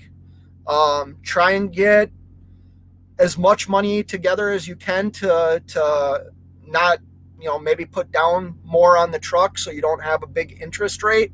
I heard a story the other day of somebody I know trying to buy a semi, and they want the dealership. This was like 3 weeks ago, probably a month ago, maybe 6 weeks ago now. Wanted 50% down and 25% interest. Like, I was shocked when I heard that number. Like, to me, that's when you don't buy a new truck. Like, that's just my perspective, right? Like, they wanted $50,000 down and 25% interest. You know what I mean? That's insane. So find what works in your budget. You could buy this same truck right now for $10,000 less than what I paid for it. You know what I mean? And I've owned this for 2 months. 2 months yesterday. So it all depends on what what you're gonna do, what you want in a truck. How much money you have. If you have a lot of money and you're good mechanically, there's some really good cash price trucks out there that have high miles. But once again, understand the market you're getting into, where parts are hard to find, parts are expensive. If you don't know how to do the work, the shop fees are really high. You could go buy a brand new truck and have full warranty. You could buy a used truck like I did and purchase an aftermarket warranty. I know I'll speak from my perspective, okay? Maybe this will help you. When I was thinking about becoming an owner-operator, I didn't want to spend more than $60,000 on a truck. I ended up buying a truck for $40,000. And I paid it off in 6 months. Now, it was also like the greatest freight market we'd ever seen, but I put a dollar amount on. I actually was 50. I didn't want to spend more than $50,000 on a truck when I was thinking about becoming an owner operator. So I would say set yourself a price, and try and find it.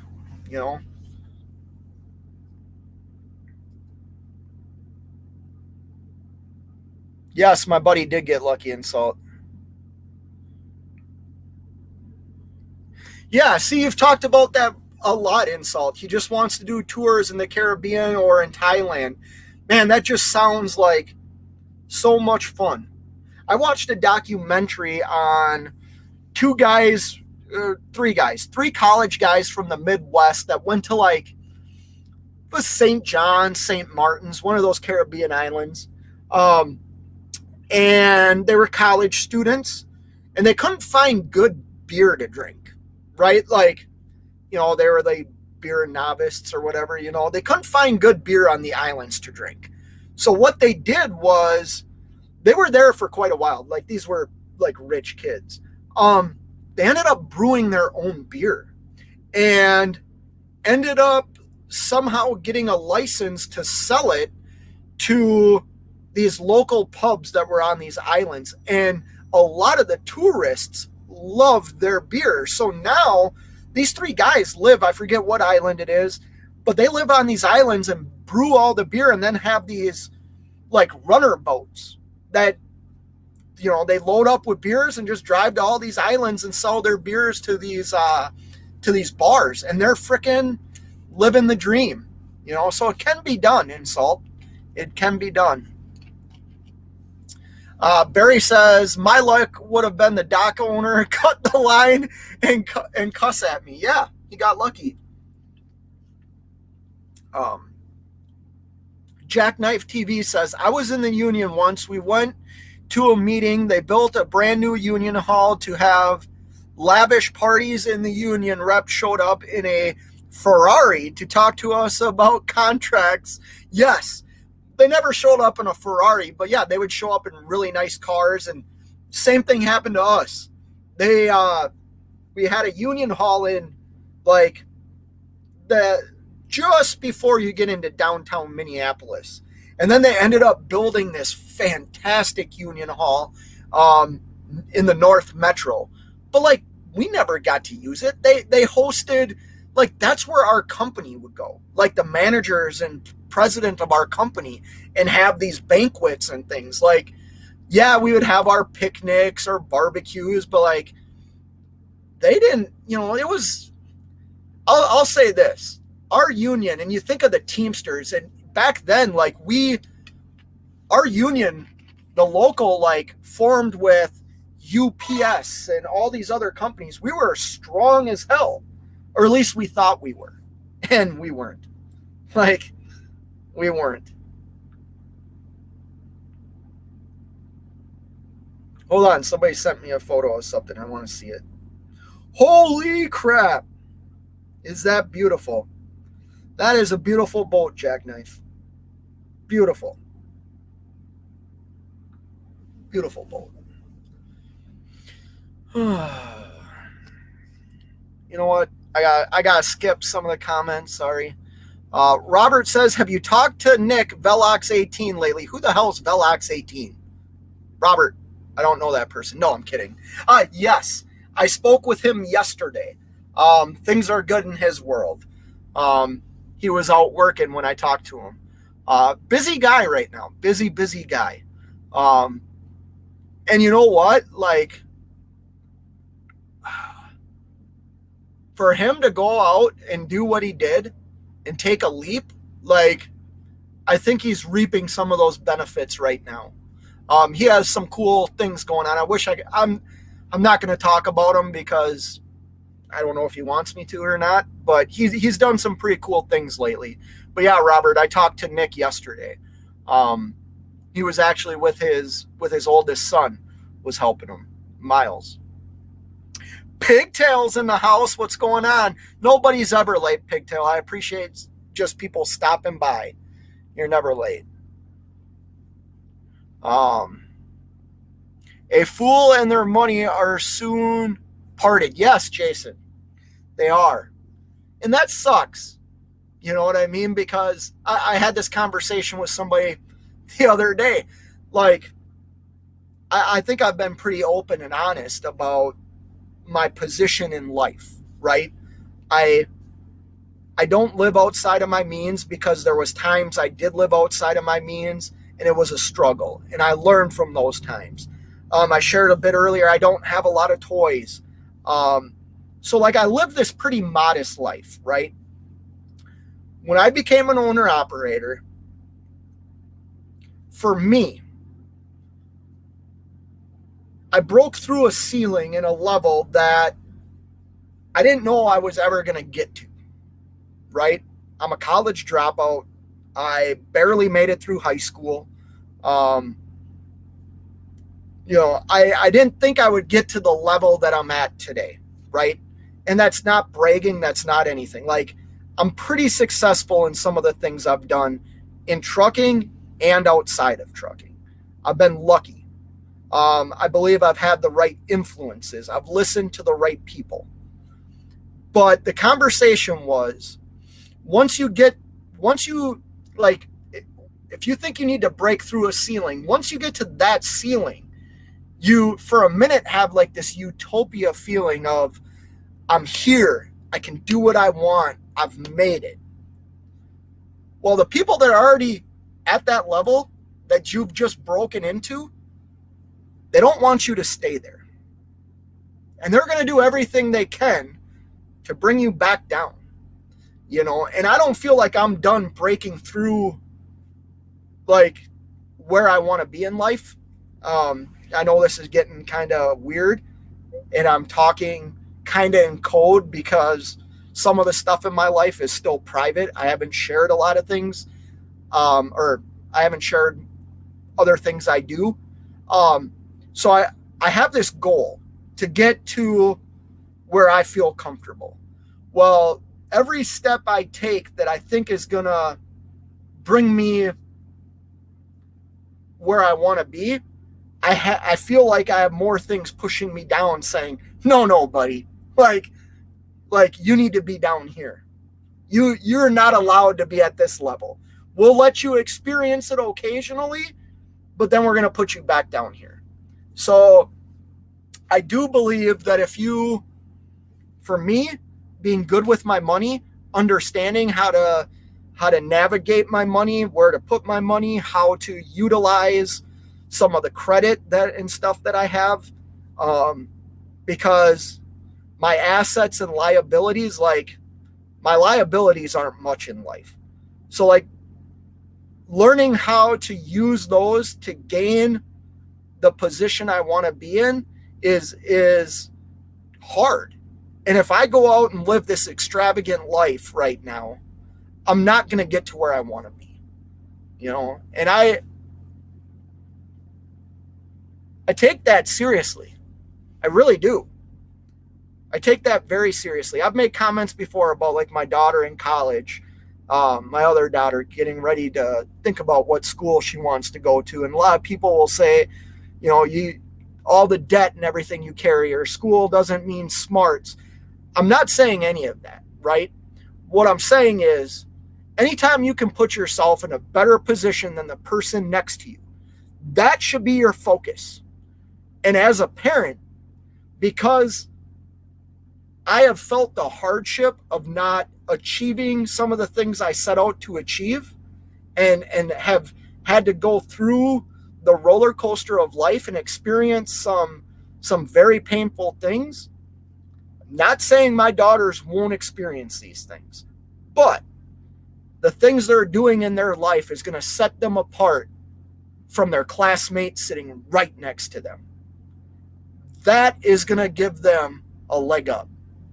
And for me to continue to provide that for them, I can't really ball out of control right now like I want to do, if that makes sense. So I agree with that statement 100%, Jason. 100%.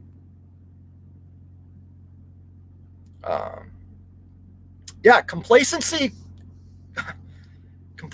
is a bad thing, man. Like when you don't, so like I have a funny thing with complacency, right? Because I talk about, I like the steadiness of what I do. I like the lanes I run. That doesn't mean that if something drastic was to happen with the customer or something, that I'm not going to change what I'm going to do. So like complacency, be comfortable. Like learn how to be comfortable, but also adapt to everything around you. Adapt to things that you might not even want to see. Like I don't talk politics. I don't get political, right? I believe everybody is entitled to their own opinion, 100%. But let's say I told the line over on this side, and all of a sudden I see stuff, and it's like, holy crap! Like, it's hard to deny stuff when you see it, and if you don't question what you see or you don't question certain things, like then you're just following along. Then you're complacent, at least for me. Um, Ed says, yes, sir, in case of a breakdown, you're covered and slow time. Yes, Edward. You need, oh, I've skipped this. Pigtail. Oh, I skipped a bunch. I'm sorry, guys.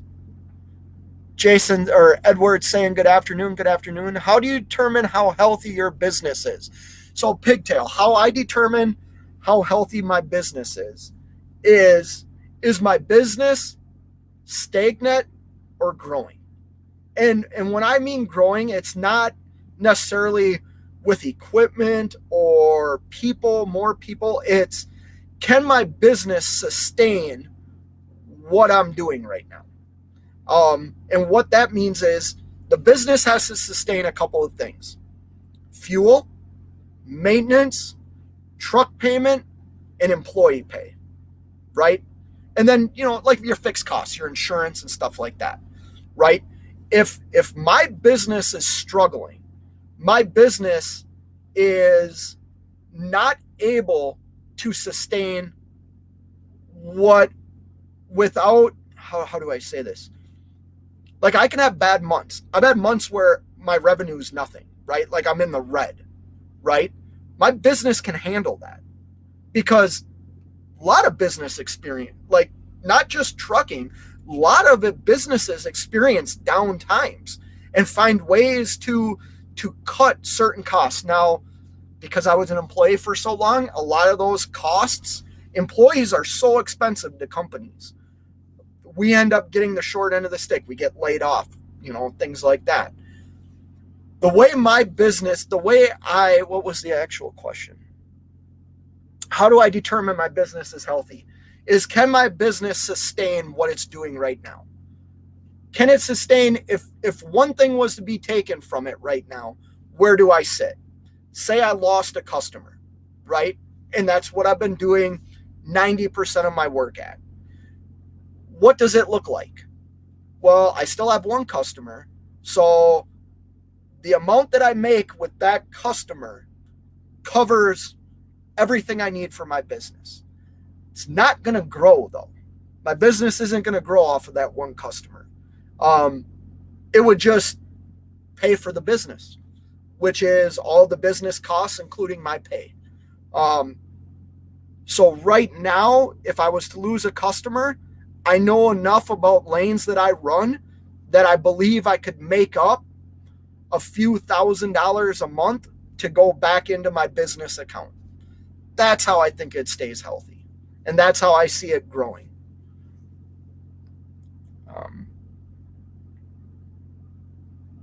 Yep. Boat means break out another 1,000. Yeah, but boats are awesome. I love boats, and I don't own one because it doesn't make sense for me to own one right now. Trucking across America. Cash has better short videos.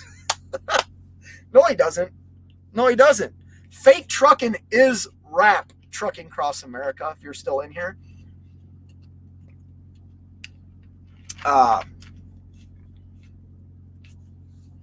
Jackknife TV says, well, that was a little weird. The scale house on 85 in North Carolina, they bring you right up to the window.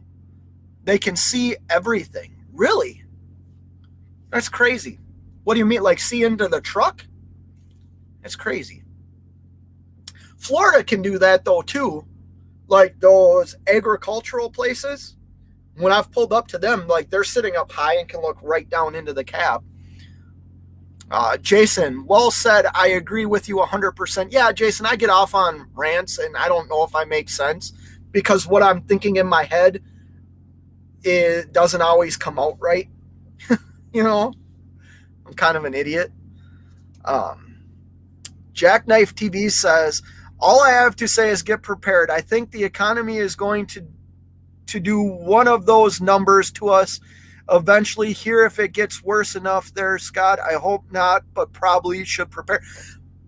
Jackknife, I agree with you. I that's kind of what I was talking about when you see things happening, instead of denying them, look at them. But that's not to say, like, the reality is, like, even during the Great Depression, People made millions of dollars. Now, I'm not saying I'm one of those people, but like, I have to be optimistic. I cannot worry about something that's not directly affecting me at this moment. Now, I do agree with you. I am preparing for some bad times, and that's why I talked a little bit earlier about why I don't live a lifestyle of a lot of liability. You know what I mean? I live a lifestyle that's pretty freaking meager, man. Like, I mean, I wear company sweatshirts. Now, I do buy some nice clothes now and then, but like, I don't live a really extravagant life. I do a couple of trips with my family every year, and I go ice fishing. If those things have to go away, they have to go away. I mean, ice fishing really doesn't cost me anything anymore except gas to get somewhere. But, if it has to go away, it has to go away. So pigtail, actually, if you research this, a lot of businesses like fail after 3 years too. I didn't read your whole comment. I've done a lot of research on that too, because truth of the matter is, I looked at my business. I was like, how the hell am I doing so well? Like, when everybody else is experiencing this, why am I feeling like I can go out and buy new equipment, or not new, but used equipment? What am I doing that even makes this possible? So I did a lot of research, but let me read your comment here. It says, most businesses don't make any profit in their first year of business, according to Forbes. In fact, most new businesses need 18 to 24 months so pigtail, that's where like me becoming an owner operator in the best freight market, like, worked in my favor. I said before, there was things that I've done in my life, like I've had the right outcome, like things made sense. So I do agree with you. Imagine if well, let's say I came in as an owner operator right now. I've been in this industry for 25 years. So I would know what I'm getting myself into. When I was hauling freight for $5, $6, $7 a mile, in no way did I think that was sustainable for any length of time. I was surprised at how long it lasted. I know there's people that thought that that's how it was just going to be. That was the new normal. I never once thought that. I was excited because I was profitable, very profitable. And I think that leapfrogged me into where we are today, But yeah, if you read a lot about small businesses, I think it's year 3 is when a lot of small businesses, not just trucking, like, go out of business. They fight for so long, and then they just have to close up shop. And I don't want that to be me. Not saying it couldn't be me, but I hope it's not. But I also think this what's the word I'm looking for? Like, way of being an owner operator is probably going to go away. I'm leased onto a carrier. I don't have my own authority. I could see them getting rid of this path to being an owner operator. If that happens, well, then I got some tough decisions to make. Do I invest the profit that this business has made me into, because that would be another business then? I would be having my own authority. I would have to view it a little differently than I view this. Is that feasible for me to do, or do I need to find something else?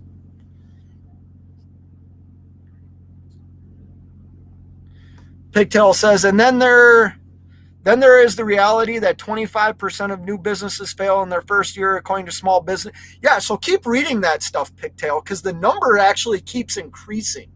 Like, you think once you make it through the first year, like first 2 years, that everything's good. I think it's year 3 to year 5 is when most businesses like end up closing. You know what I mean? And like I said, that could be me. I don't think that way. because without you thinking I'm an asshole, like, I want to be better than you. You know what I mean? I'm not talking about you in particular, Pigtail. I'm just saying in general. Like, I want to be better than the person next to me. And I don't know if that counts for anything, but I know the sacrifices I'll go through in my life to achieve the things I want to achieve and not make excuses or worry about things that are out of my control. Listen, like, the economy, guys, is out of our control. Like, we need to, like, I know you all understand that. Like, we can't freaking control it. Don't talk about an election. Don't talk about any of that because they don't give a shit about us. Okay? They don't. We can't control what's happening. We can control how we perceive it and how we take advantage of it. That's what we can control. You know, instead of buying chicken breasts, buy chicken legs. You know, a lot cheaper. And I'm just saying, like, I'm merely saying things that I would say to, like, my wife going to the grocery store. Like, instead of buying that chicken breast for $15, how about we buy these 20 drumsticks for $8? You know, there's things that we can do to attack situations that we have no control over. And to think anybody gives a shit about us, stop that. They don't. The only people that care about you are your family, your parents, your loved ones, and yourself. Nobody else gives crap about you. Because if they did, they wouldn't be in the positions they're in. If they really cared about us, they wouldn't be in the positions they're in. They care about themselves. You know what I mean? And that's my rant. And I know you guys are going to hate me, and I'm going to get all kinds of shit right now, but that's the truth. Like, stop complaining. It sucks. It's fucking horrible. And I'm cursing now, and I'm getting frustrated at a comment. And it's not even like at a comment or directed towards somebody.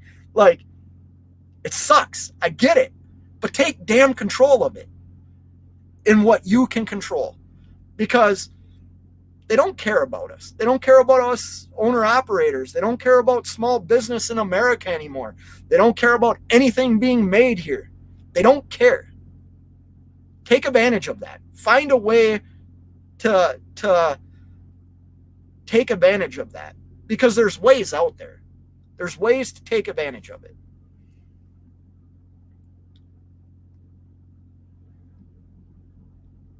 Oh yeah, you need to have a business plan for sure.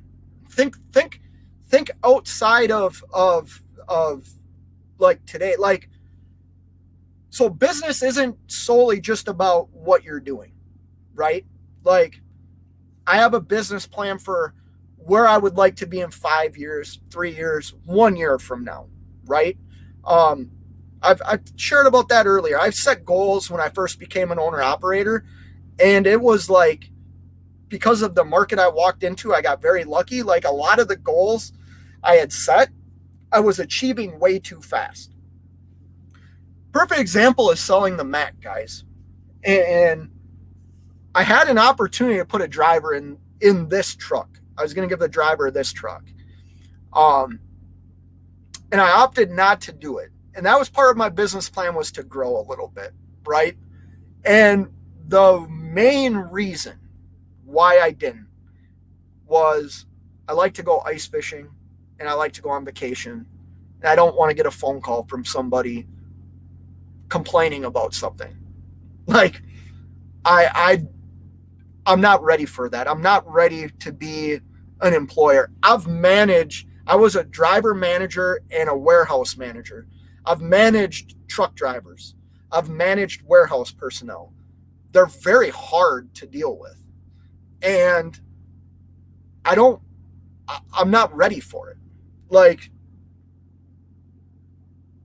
it would have been a risk and reward. Like, I look at the reward side of it too.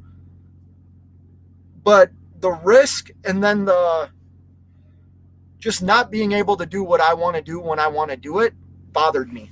That's why I became an owner operator. I got to plug in my computer here. Was I wanted to do things when I wanted to do them, And I figured bringing on an employee or two would eliminate some of that. Like I'd be out fishing and have to answer a phone call, or maybe not even go fishing because I need to go rescue a truck or something. I didn't want that responsibility. And I looked at it as, if I'm not willing to sacrifice something right now, why am I keeping this truck, and why do I have this desire to put a driver in my new truck? Why not allow me to enjoy the comfort of this new truck? Because I spent over 2 years in a truck that was perfect for what I used it for, but it was time for me to move on. You know, that was my thought process. Pigtail, timing's 100% important, man. Like, I got lucky, you know. I'm willing to admit it, but I don't think that has, you know, the luck's over, right? But during those lucky times, I built relationships. Like, I talked to people. I did the things that Cash is King and DIY Semi talked about, along with 2 other people that are big mentors in my life. I listened. I shut my freaking mouth. Like, if I would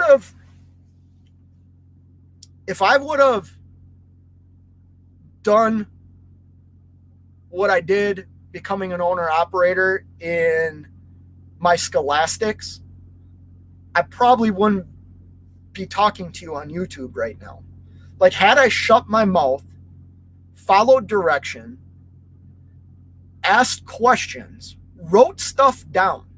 Like, I'm meticulous at writing crap down. I still do it.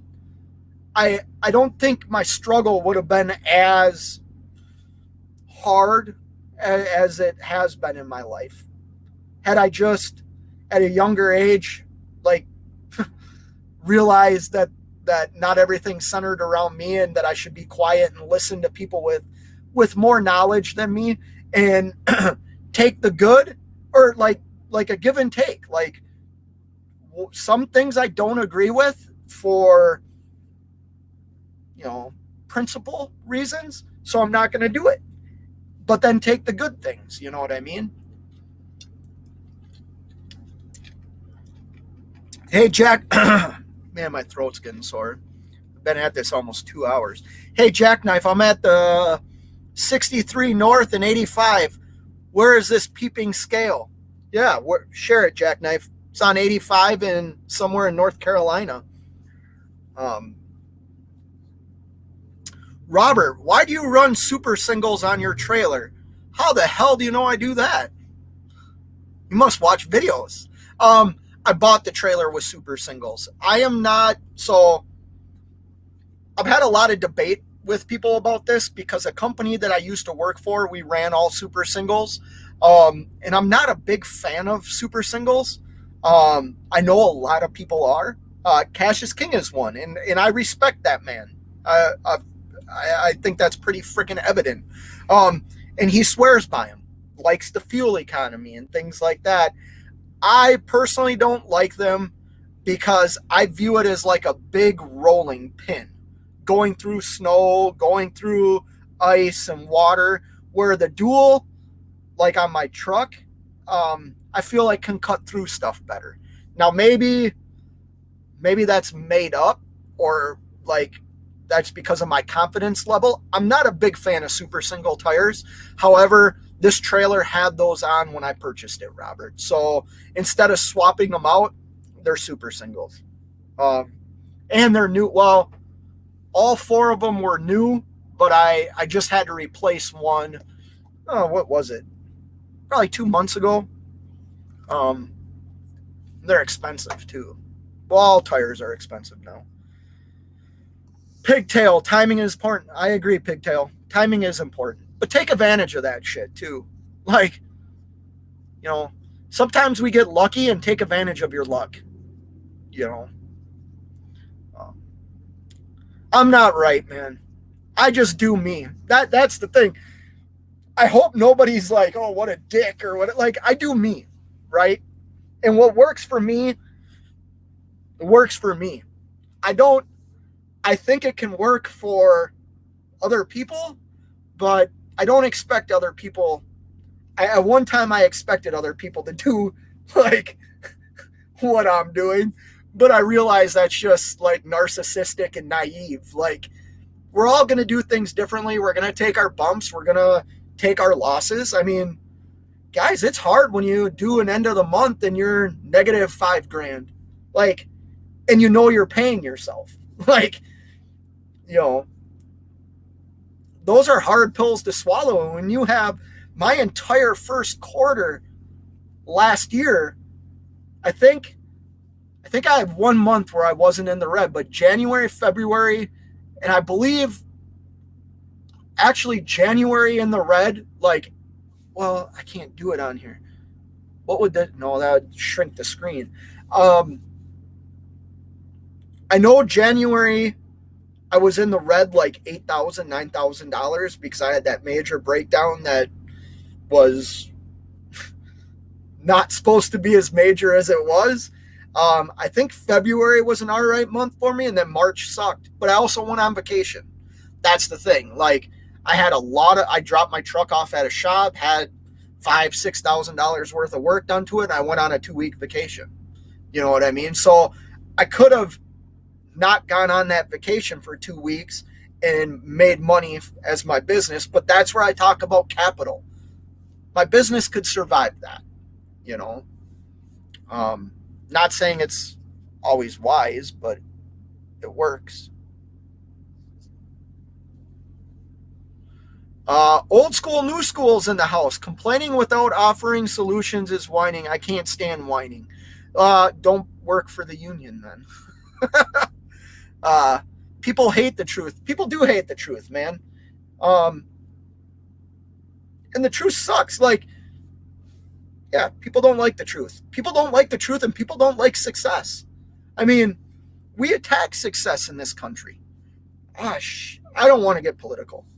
You know, a lot of people, I'm one of them.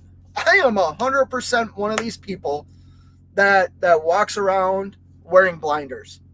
I'll admit it. Okay?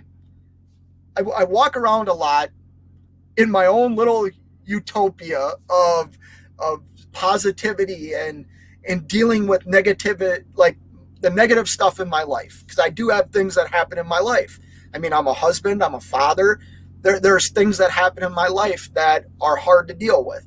But I try, and because I'm on the road, I try not to let those things bother me. I try to find solutions. If I'm able to help somebody at home or a friend or something while I'm on the road, great. If I can't solve it, I try and let it go, because it's going to bother me when I can't have any action. I can't do anything. So I have to let it go. So a lot of times I walked around with blinders. I'm first to admit it. About a year ago, things just started seeming very strange to me, to where I think I took those shades off, those blinders off, and started kind of looking more at what it was I'm at this level now, and I want to step here. Why do I feel like things are pushing me down? Right? Like that shouldn't be the natural progression. Like, I've worked my entire adult life to get to here. Now I'm here, but I want to get here. So like, I took these blinders off and I see things from a different perspective. You know, and I think we all should do that. I think that's part of self-reflection, is also like living within like reality. And because I think for a long time I didn't. You know, I'm able to admit that. Yes, Robert. The U.S. economy, house of cards under a mountain of debt. Isn't that funny? Well, goddamn. Just read articles about how many people are in credit card debt right now and the extent of their credit card debt. You know, when you think of leaders, when you think of certain things like captains of sports teams and teacher, you know, when you think of a leader, right, or somebody you might look up to, a role model, a mentor, like you want them, like, I take things Like if somebody says something for me to try in my life, if they're not doing it or never done it, why would I do it? Well, a lot of leaders have created trillions of dollars of debt and then, say everything's okay. So then us as consumers put ourselves in freaking debt that we can't climb out of. We don't get bailed out of. We get screwed. And that sucks.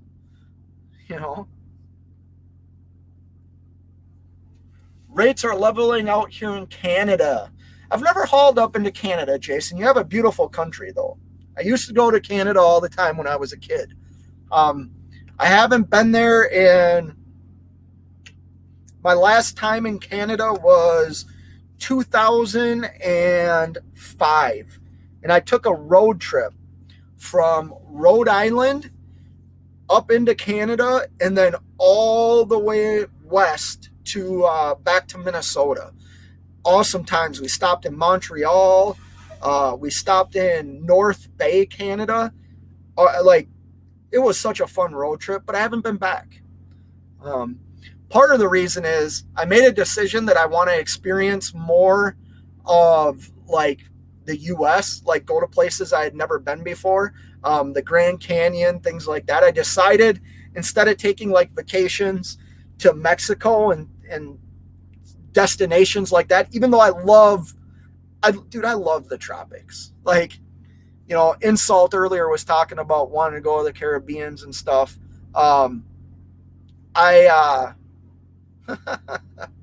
900 distribution. Okay. I wanted to see more of this country. Super singles have their place. I don't like them either, but have them on some applications. Yeah. I don't know. Like I said, that's just my experience. I worked for a company that we had super singles on the tractors and trucks. Now, I did do a lot of off-road driving with that company.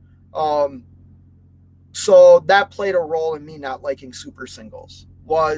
I just felt like it was a big rolling pin going through snow and mud and sand, and I didn't like them. Beast of Logan's in the house. What up, Mafia brother? What's going on? How are you? Yeah, I'm glad you like Putin. I have nothing to say about that. I don't want to be executed. Yes, awesome ice fishing in Canada. There's a guy I watch, Clayton something. He's a YouTuber, outdoorsman from Canada, and he goes ice fishing all the time in lakes in Manitoba and stuff like that. And the Lakers, the lake trout he pulls out, and the walleyes are just nuts. Clayton Schick Outdoors, I believe, is the channel. Let me look that up real quick. I believe that's his name. Yeah, Clayton Schick Outdoors. Great YouTube channel if you like ice camping and stuff like that. And he's a Canadian. Well, thanks for stopping by here, Beast of Logan. I appreciate that. I watched one of your videos. You know what? Here's the thing. I don't get notifications for a bunch of people's videos anymore. Maybe I need to unsubscribe and resubscribe, but you had made a video. Man, I hate to say this. I watched it maybe 3 weeks ago, and you were talking about maybe getting out of the game. I know it was your video. You were hauling a container. Hope everything's going well with you now.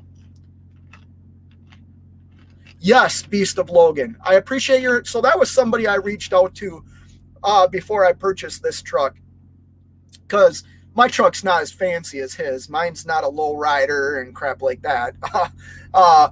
But I reached out to Beast of Logan when I was thinking about purchasing this truck, because he's got a very similar truck, and I just asked him some questions. But yeah, the International is working out great. I like the motor. The one thing I wish, mine is the 10-speed. I wish it was the 12-speed.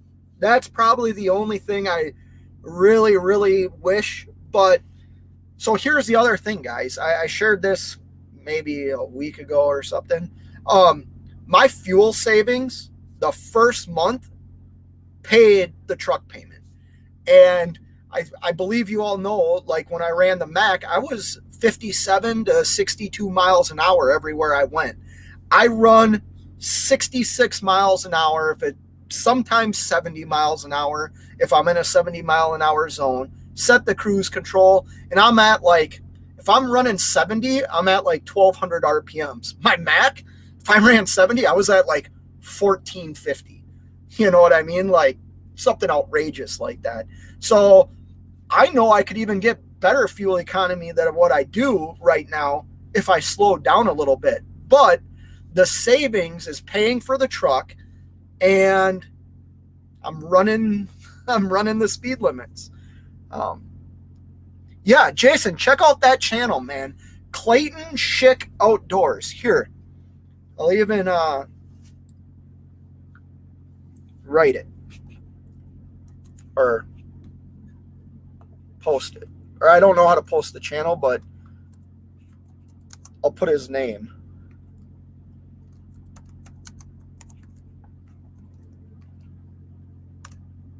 See if that works. That's the name. Clayton Schick Outdoors. It's a great YouTube channel.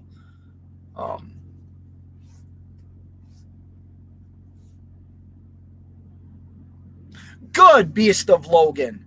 You're correct about getting out, but fortunately the containers have kept me really busy, so I'm good, and thanks for watching. No problem, Beast of Logan. I'm glad things... That's the thing, guys. Like, I got freaking empathy. I wish I didn't. Like, I don't mean to, like, have you think I don't care about people, but, like, we're all out here, like, grinding. Like, that's the reality. I call it a hustle. I do call it a game because there are losers. Like, this is a game. You're playing a game with a broker. I shared a little bit earlier. The broker wouldn't give me $1. Like, it's a freaking game. Come on. A freaking dollar? I even made a comment. What, you're going to go to Dollar General and buy a bottle of water? Like, I wasn't an asshole about it. And like I said, I have a relationship with this broker, so I was able to communicate that way with her. But, you know, it most certainly is a game. But, you know, I don't like to see people struggle. You know, we're all trying to do better or raise a family. Like, any one of us struggling is hard. That's kind of like when Jackknife, before he like makes amazing videos now with cool freaking gadgets and cameras. Good for you, Jackknife, by the way, and congratulations. I saw you're blowing up, dude. Congratulations. But when he had his problem with his 9400 International, right? Like, I know how hard that guy worked because I saw him in live shows. I saw him talking. And then to have like a catastrophic breakdown that, like, I mean, let's be honest. If that happened to me, I might throw in the towel. Like, I might take my ball and go home.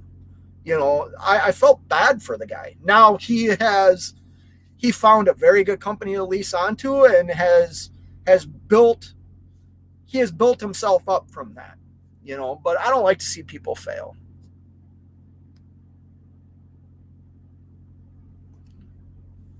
Waffle House LMAF or LMAO Waffle House of 85 exit 148, cool as F. They were like, hey, bring your dog in. They look lonely in the truck. That's cool. I'm not I love animals. Like, I love my dog. I wish I could have my dog. I am not somebody that could handle having a pet in the truck. I can barely take care of my damn self, let alone another freaking animal. Like, I wouldn't want to be outside right now walking a dog. Like, it's too damn windy. I'm lazy. Jackknife, slow down. Trucka Dave's only 50 miles behind you. Mark Ely's in the house. What's going on, Mark Ely? How are you? The LT Pro Stars are working trucks. I had one for a bit. Only thing really wrong with it was the Max Force engine. Even then, though, it pulled better than I would thought. So yeah, like I've been like holding back on it, and you know what? This isn't Cummins torque talk. Like I'm really surprised at how. So I have a fuel efficient X15. Like it's designed for fuel efficiency. They also make performance and all that, but I went with the fuel efficient model, 400 horsepower, 1,750 pounds of torque, and the lanes I run, Midwest out to the East Coast, I-80, 81, you know, out into North Carolina, like, so I'm pulling hills, and I'm surprised at how I thought it would be more of a dog. And I'm glad it's not, because the Mac certainly wasn't a dog pulling hills, but you burn through the fuel like crazy if you stomped on it in that truck. But yeah, this is a really good running truck. One of the main problems I found out with this motor is the turbo actuator, and I just got that replaced. So we'll see. Michael says, what's your truck payment now? So I haven't shared what my truck payment is yet, because I want to share that when I do a video, to be honest with you. It's not crazy. It probably could be a little bit better if I wanted to put more money down, to be honest with you. I didn't want to put a lot of money down. I have good credit, and they didn't require a lot from me. And I might have been able to get a better rate had I like done a whole, like refinance my house, or, you know, there's other ways. I was also offered the small business administration loan, which I didn't want at all. But I wanted a loan that had my name on it. Cause here's the thing. Like, even though I own a business and it's a registered business, like, you're tied to it. You know, this whole thing, like, I'm not a corporation, right? Like, you are tied to it. Your name is on it along with your business. And I wanted, so my business, I actually have one business credit card that's in the business name that built my business credit for a year, right? So then what I wanted to do is, when I purchased the truck, I wanted it in the business name to continue to build off that. Well, part of that required my name and my social security number as well, along with my EIN and all that for the business. Because like I said, I have some business goals, and I have things that are probably going to require credit, like business credit, to do that. Eventually, I don't want to be like really tied to it. I'll always be tied to it, but less tied to it, if that makes sense. So Michael, I'm sorry I didn't answer your question, because it's going to be in a video. I just haven't made the video. Well, there you go, Trucker D. Trucker Dave. He is at the Circle K next to the Waffle House. Go and check him out. Check out this address, 401 West Georgia, Vancouver, Canada. I deliver here on Friday, 50 tables and chairs, 8,800 man. Canada has some great freight. I'll check that out. Yeah, I don't go into Canada. I don't think, I guess I shouldn't speak for the carrier. I don't know if the carrier has that authority or whatever, insurance, whatever you need to go into Canada. I'm going to check this out though. 401 West, what is it, Georgia? Vancouver, British Columbia.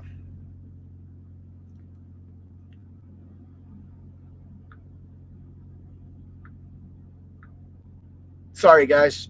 I know entertaining is all get out. It's looking for the route for me. Dude, I'm 2,700. I'm 2,800 miles away from there. Let's check this out. Holy crap, dude. That looks badass. You should take some time off and go fishing up there. You are right by Strait of George. Yes, dude. That looks cool. Mark Ely. Mark Ely is going. How do I do this? Turn the volume or turn the light down on the phone. I'm bad at this. Sorry, guys. Mark Ely's going up there. Good for you. It's a hell of a drive, though. It looks like what? You're going to take Highway 5, Mark Ely? Highway 5 all the way up there? What a cool looking place.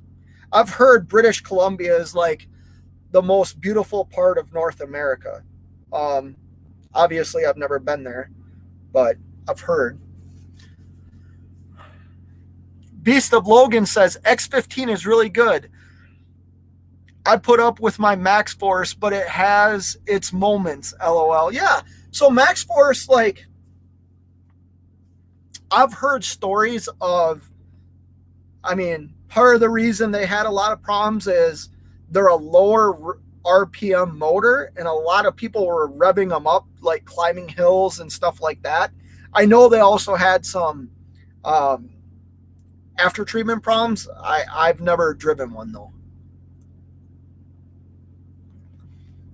Beast of Logan says, yeah, I know nobody. It's nobody's business. I just, the reality is, I do want to share it because I want people to know that it can be affordable, right? Like, I mean, if I'm saying the fuel savings pays for the truck payment, you should know, like, the truck payment isn't outrageous.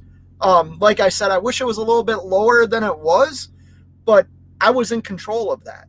So I chose a payment and a payment structure and a down payment that I felt comfortable with, if that makes sense.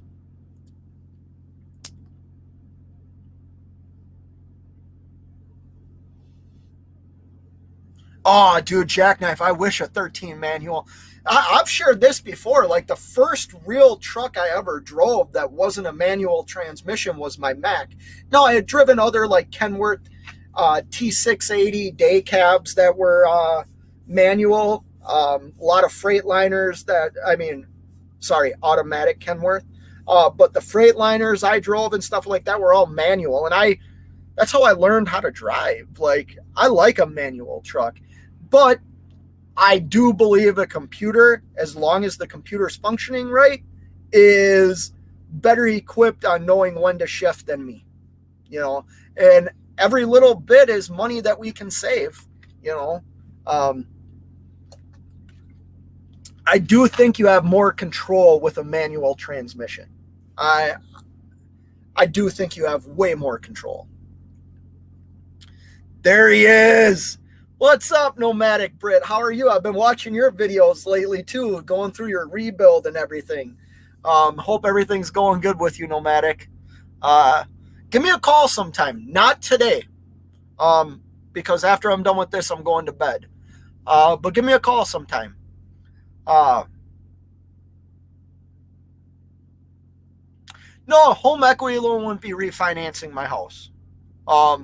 When, you know, you can pull equity out of your house for all kinds. I mean, I don't, but if I was to pull equity out of my house, the first thing it would be for is to get like different siding. And my siding's fine. So my house is an older house. It's built in 1980. It's been fully remodeled inside. Like everything's been done. More bedrooms were added, more bathrooms. I mean, everything's been redone in my house. But the siding's still old. But I live, pat me on the back. I live in like a very, very, once again, this isn't because I got lucky. Like, once again, this is where luck worked in my favor. I bought a house in one of the most expensive communities in the state of Minnesota. I think it's like the third most expensive community in the state of Minnesota. And I bought it like before it ever went on the market.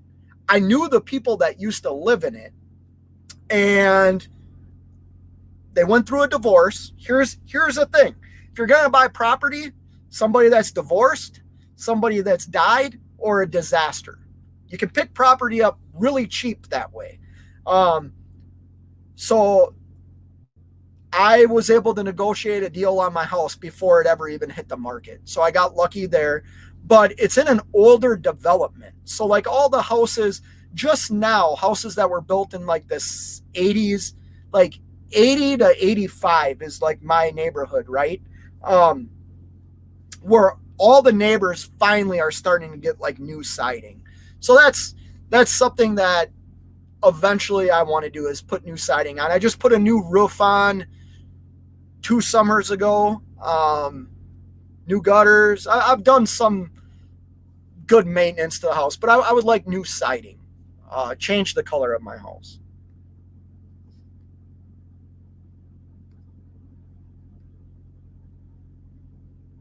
Robert.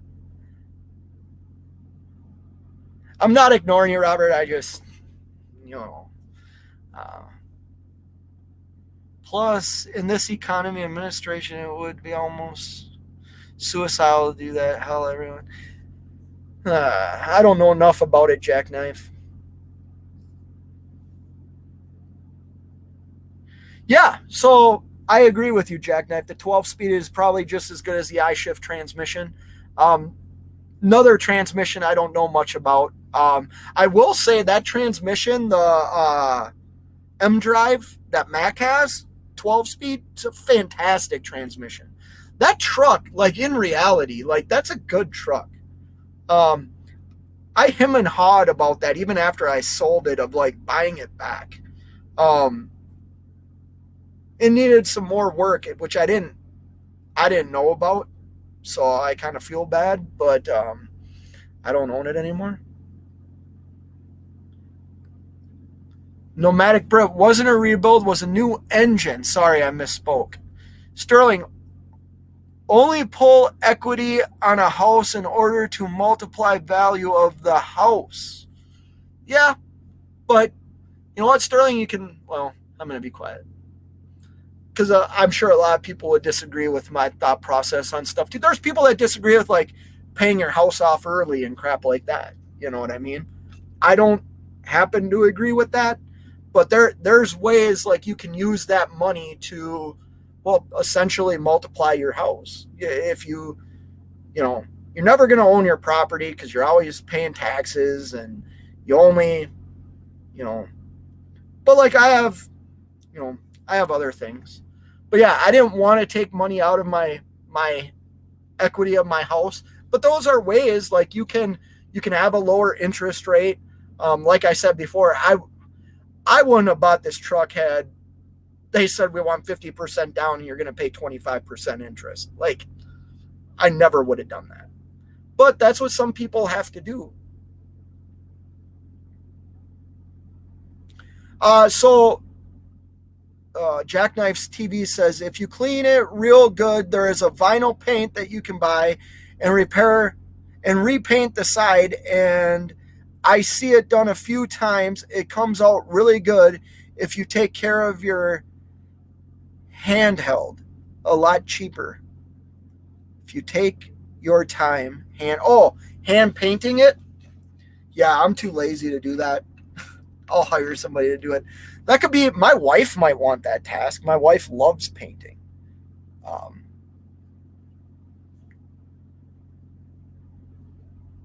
I'm not going to mess up my real estate, Sterling. I'm good there. Nomadic Brit says, I will be in St. Paul, Minnesota this Monday and next Monday. Really? You going down to the refinery? Yeah, you're probably going to the refinery, eh? I can't think of where else you would go in that area. I'm assuming you'd be going to the refinery.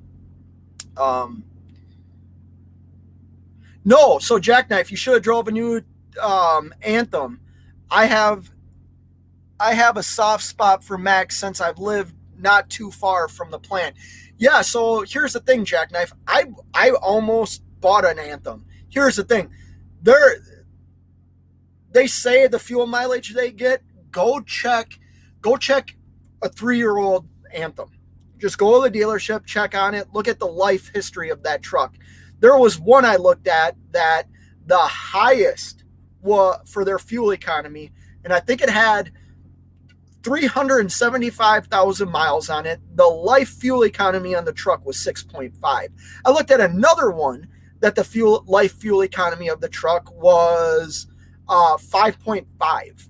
Like that, I love those trucks too, Jackknife. Like that was what I thought I was gonna get until I looked at the fuel economy. Like this truck's fuel economy, life fuel economy was 8.6. And I thought, hey, if that's the life fuel economy of the truck, I know the company that owned the truck and what they hauled. I might be able to do better than that if I do the things that I did to the Mac, whether that's I'm getting air tabs on this truck, whether it works or not, just for the stability factor. You cannot deny the stability factor that air tabs, they work. Like they freaking work. So I'm going to put air tabs and wheel covers and stuff on this truck. And like I said, if I slow it down a little bit, I mean, there's times I've gotten very high. Like I never thought I would get the fuel economy I am in this truck. Now I'm light, like this is when I'm light running on flat ground. Like I'm not going to pretend I get 8.5 miles a gallon, 9 miles a gallon all day long, because I don't. But when I'm running 80 across Ohio or 90 up into Minnesota, 94 into Minnesota from Wisconsin, like I'm getting great, like very, very high fuel economy.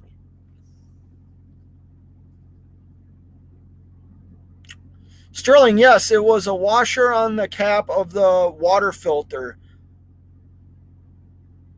New washer and a new boom. She's good. Okay, good. Jackknife, no spy. No, spray the paint. Sorry, speak to text. I'm trying to get... Okay, yeah. Sterling says, thank God it was a simple fix, Nomadic Brit. I was worried something deeper like a check valve. See, I wish I had your knowledge, Sterling. No, I'm not. That's a lie. I'm not getting there. But I've started doing more and more things to my truck, or like I'll watch a video on YouTube about something and then go open my hood or climb under my truck. I just did that today. I just had the first PM done on this truck. I wanted to do it myself, but the filters didn't arrive to my house on time. So I went to a place and had it done. And I actually climbed under the truck just to make sure they got all of the grease zerks. I mean, I've had times where they don't even do it. You know what I mean? So I climbed under just to make sure they did it all and, checking out more things, but I wish I had your knowledge, Sterling. Yeah, my wife does a lot, Robert. Like, I'm very, very lucky. That's another thing I got lucky on. My wife, I mean, if it was just me in that house, it would be a shell of a house. Like, it certainly wouldn't be a home. My wife does so much. But it's funny because she'll do it when I'm gone. Like, our entire house inside was repainted last year. And we got new furniture, guys, and I didn't notice. Like, I didn't notice. I walked in and sat. So what it was is I have, like, my own chair that I sit in, right? And I came home, and I sat in that chair. It was dark. The family was watching a movie, and I just sat there. I was quiet, watched the movie with them, then went to bed. And I woke up the next morning, and I walked upstairs, and I look. I'm like, what the hell? And everybody starts laughing. They're like, you sat here for 2 hours last night and didn't even notice. Same thing happened in my bathroom. My wife redid our whole bathroom. And I noticed, like, the new pictures, but I didn't notice, like, the whole, like, it had been freshly painted. I'm not good at that stuff.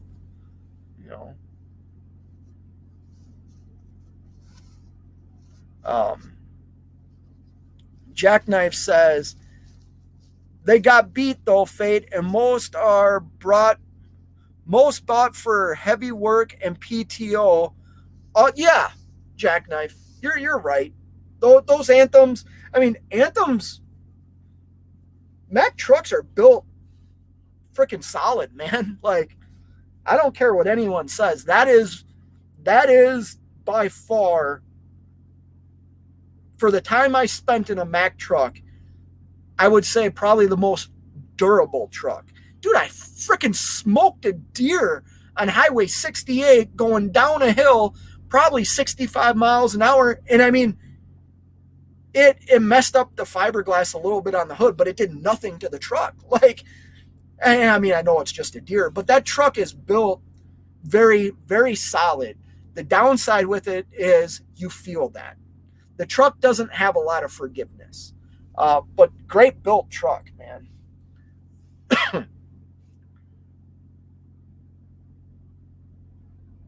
Yeah. Mack knows for taking a beating, and the new Anthem are being bought for that, even though there are more OTR truck. Yeah, but they're designed the same way. I mean, it's the same style of truck as the truck I had, only designed for over the road. Like, my truck was not really designed for over the road. It would have been perfect for like a regional guy or girl. But you get above that, and you go out the way I went out in the truck, and it's just more compact.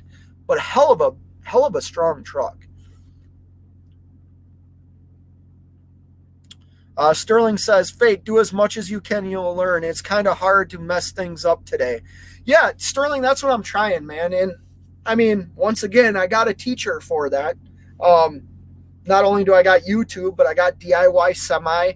I'm the type of guy, Sterling, that's uncomfortable doing things that I'm not comfortable doing. You know what I mean? Like, I'm afraid if I take this bolt out, like, the motor's going to fall out. Like, those are, like, I'm being honest. Like, I am very fearful of wrecking stuff. And man, these spam emails are just getting out of freaking hand. It's almost like the car warranty phone calls. Oh. Okay. Sorry.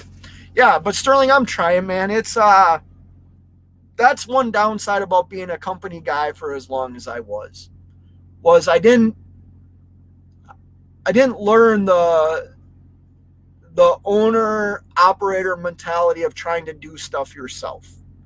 I do now because I see how expensive it is. But yeah, I'm trying, man. But like I said, the skills that probably most of you have, Jack, I mean, I guess I can speak for a couple of, or I can't speak for you guys, but like, I just look at the comments of people that I know are in here. The knowledge and experience you guys have in, knowing how to work on your trucks, like, far exceeds my abilities. 100%. Like, I'm proud of myself when I do an oil change on my truck, or an oil change on my APU, or I track down a leaky hose. Like, I'm proud of myself. You guys are probably like, oh, that's freaking nothing. I'm proud of myself for that. Jackknife says, first buy yourself a good toolkit and some electrical repair supplies. Best investment. So I watched your video the other day, and I thought about that because I saw you replacing your mud flap, and I was like, I need to get one of those. I went out and bought a couple of wrenches for PM service on the Mack. I have a couple of things. But like I said, I don't have what you guys have. And when I really try and work on my truck, the only place that I'm able to do that is if I bring it to DIY shop. Well, DIY's got everything. But it is a good idea for me to get that stuff. I actually just watched a video of, what's that guy's name? I should know it because I watch his videos. Ryan Trucking and Fixing. He used to work with Landstar, but now he owns his own shop. He did a video a couple of years ago. I don't know how I stumbled across it, but it showed the tools that he carries with him in his truck.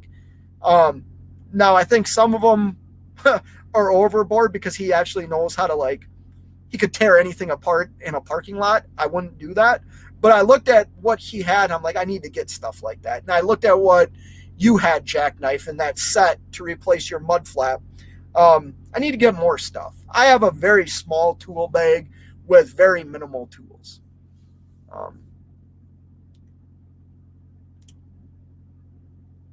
Saves thousands of dollars in time and CSA points. Yeah.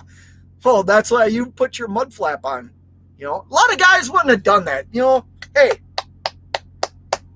Jackknife, you deserve that. A lot of guys wouldn't have done that. Good for you. Sterling Trucking Delivers says, just keep in mind most truck shops fail at Jiffy Lube. I guarantee you can work on your truck better. Sterling, I actually 100% agree with that comment. I am pretty excited about this one shop that I have found. They're kind of, you know, they're like stick people, kind of like me. You know what I mean? They're from the country. They are very fair, but that's not to say like I want to pay them all the time to do work. I would rather learn how to do things because that's only going to make me better. You know what I mean? Yeah, Jackknife. Well, brother, have to go to sleep and keep it shiny side up. Yeah, there you go, Jason. You take care. Have a good night. Thanks for stopping by. I should probably get off here too, guys. It's been a long time, 2.5 hours, and I should go to sleep.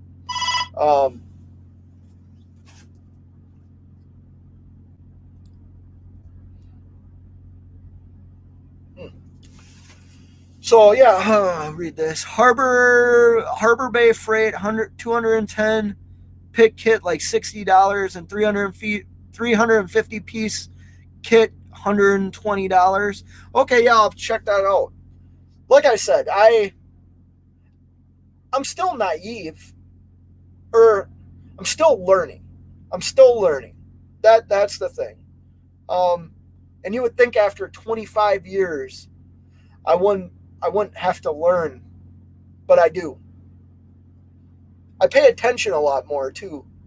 Checking the fluids. Like that's the biggest thing. When you become an owner operator, and I know a lot of us in here either are or have been, but if you're thinking about being an owner operator, like be very thorough at looking at your equipment.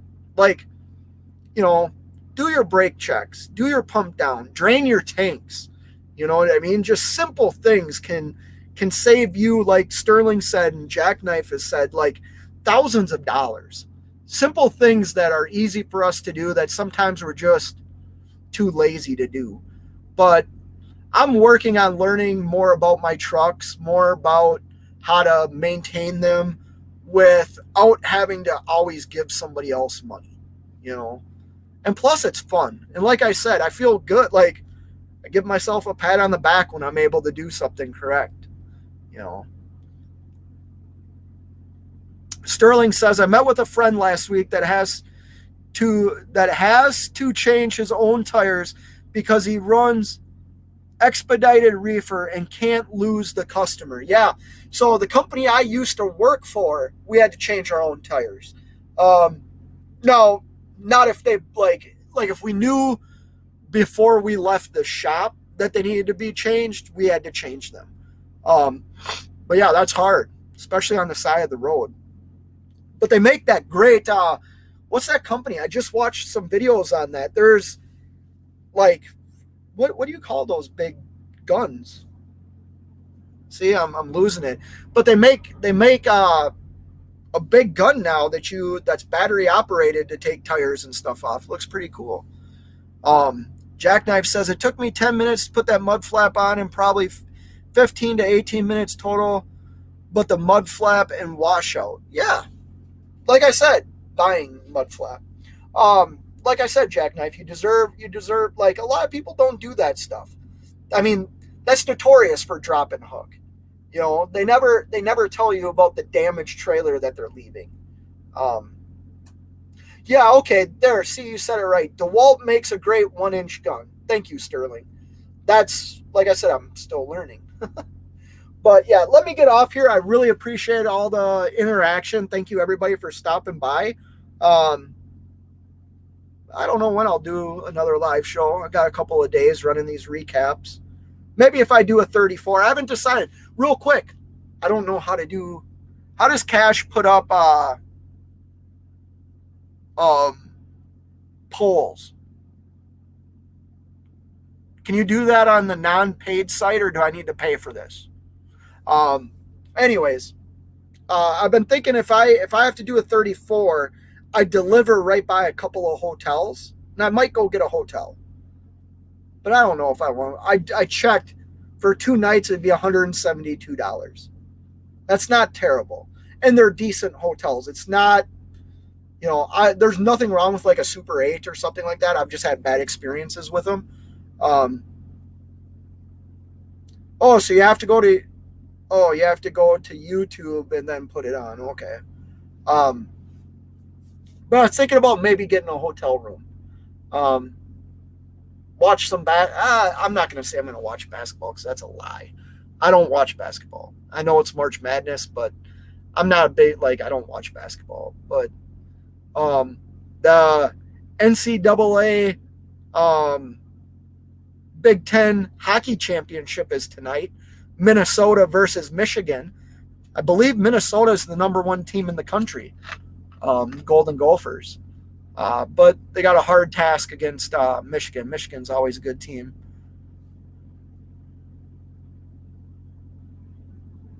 Yeah, Jackknife. I've seen a couple of those. Hey, thanks for the wrench, bud. Can't even get one of those from Nevada. Nevada doesn't go live much, and then when Nevada hey, let's be honest, Trucka D, it's easier when you only have 13, 14 people in here. I'm not somebody like Nevada that can pull hundreds of people when he goes live. I have a very small community, but it's a good community. And I've learned a lot from a lot of these guys. That's the thing. I listen. I try and do what I don't know. And part of that's listen to these guys. But anyways, I am getting off now. Hope everybody has a great night. Till next time, you know what it is. Keep on trucking.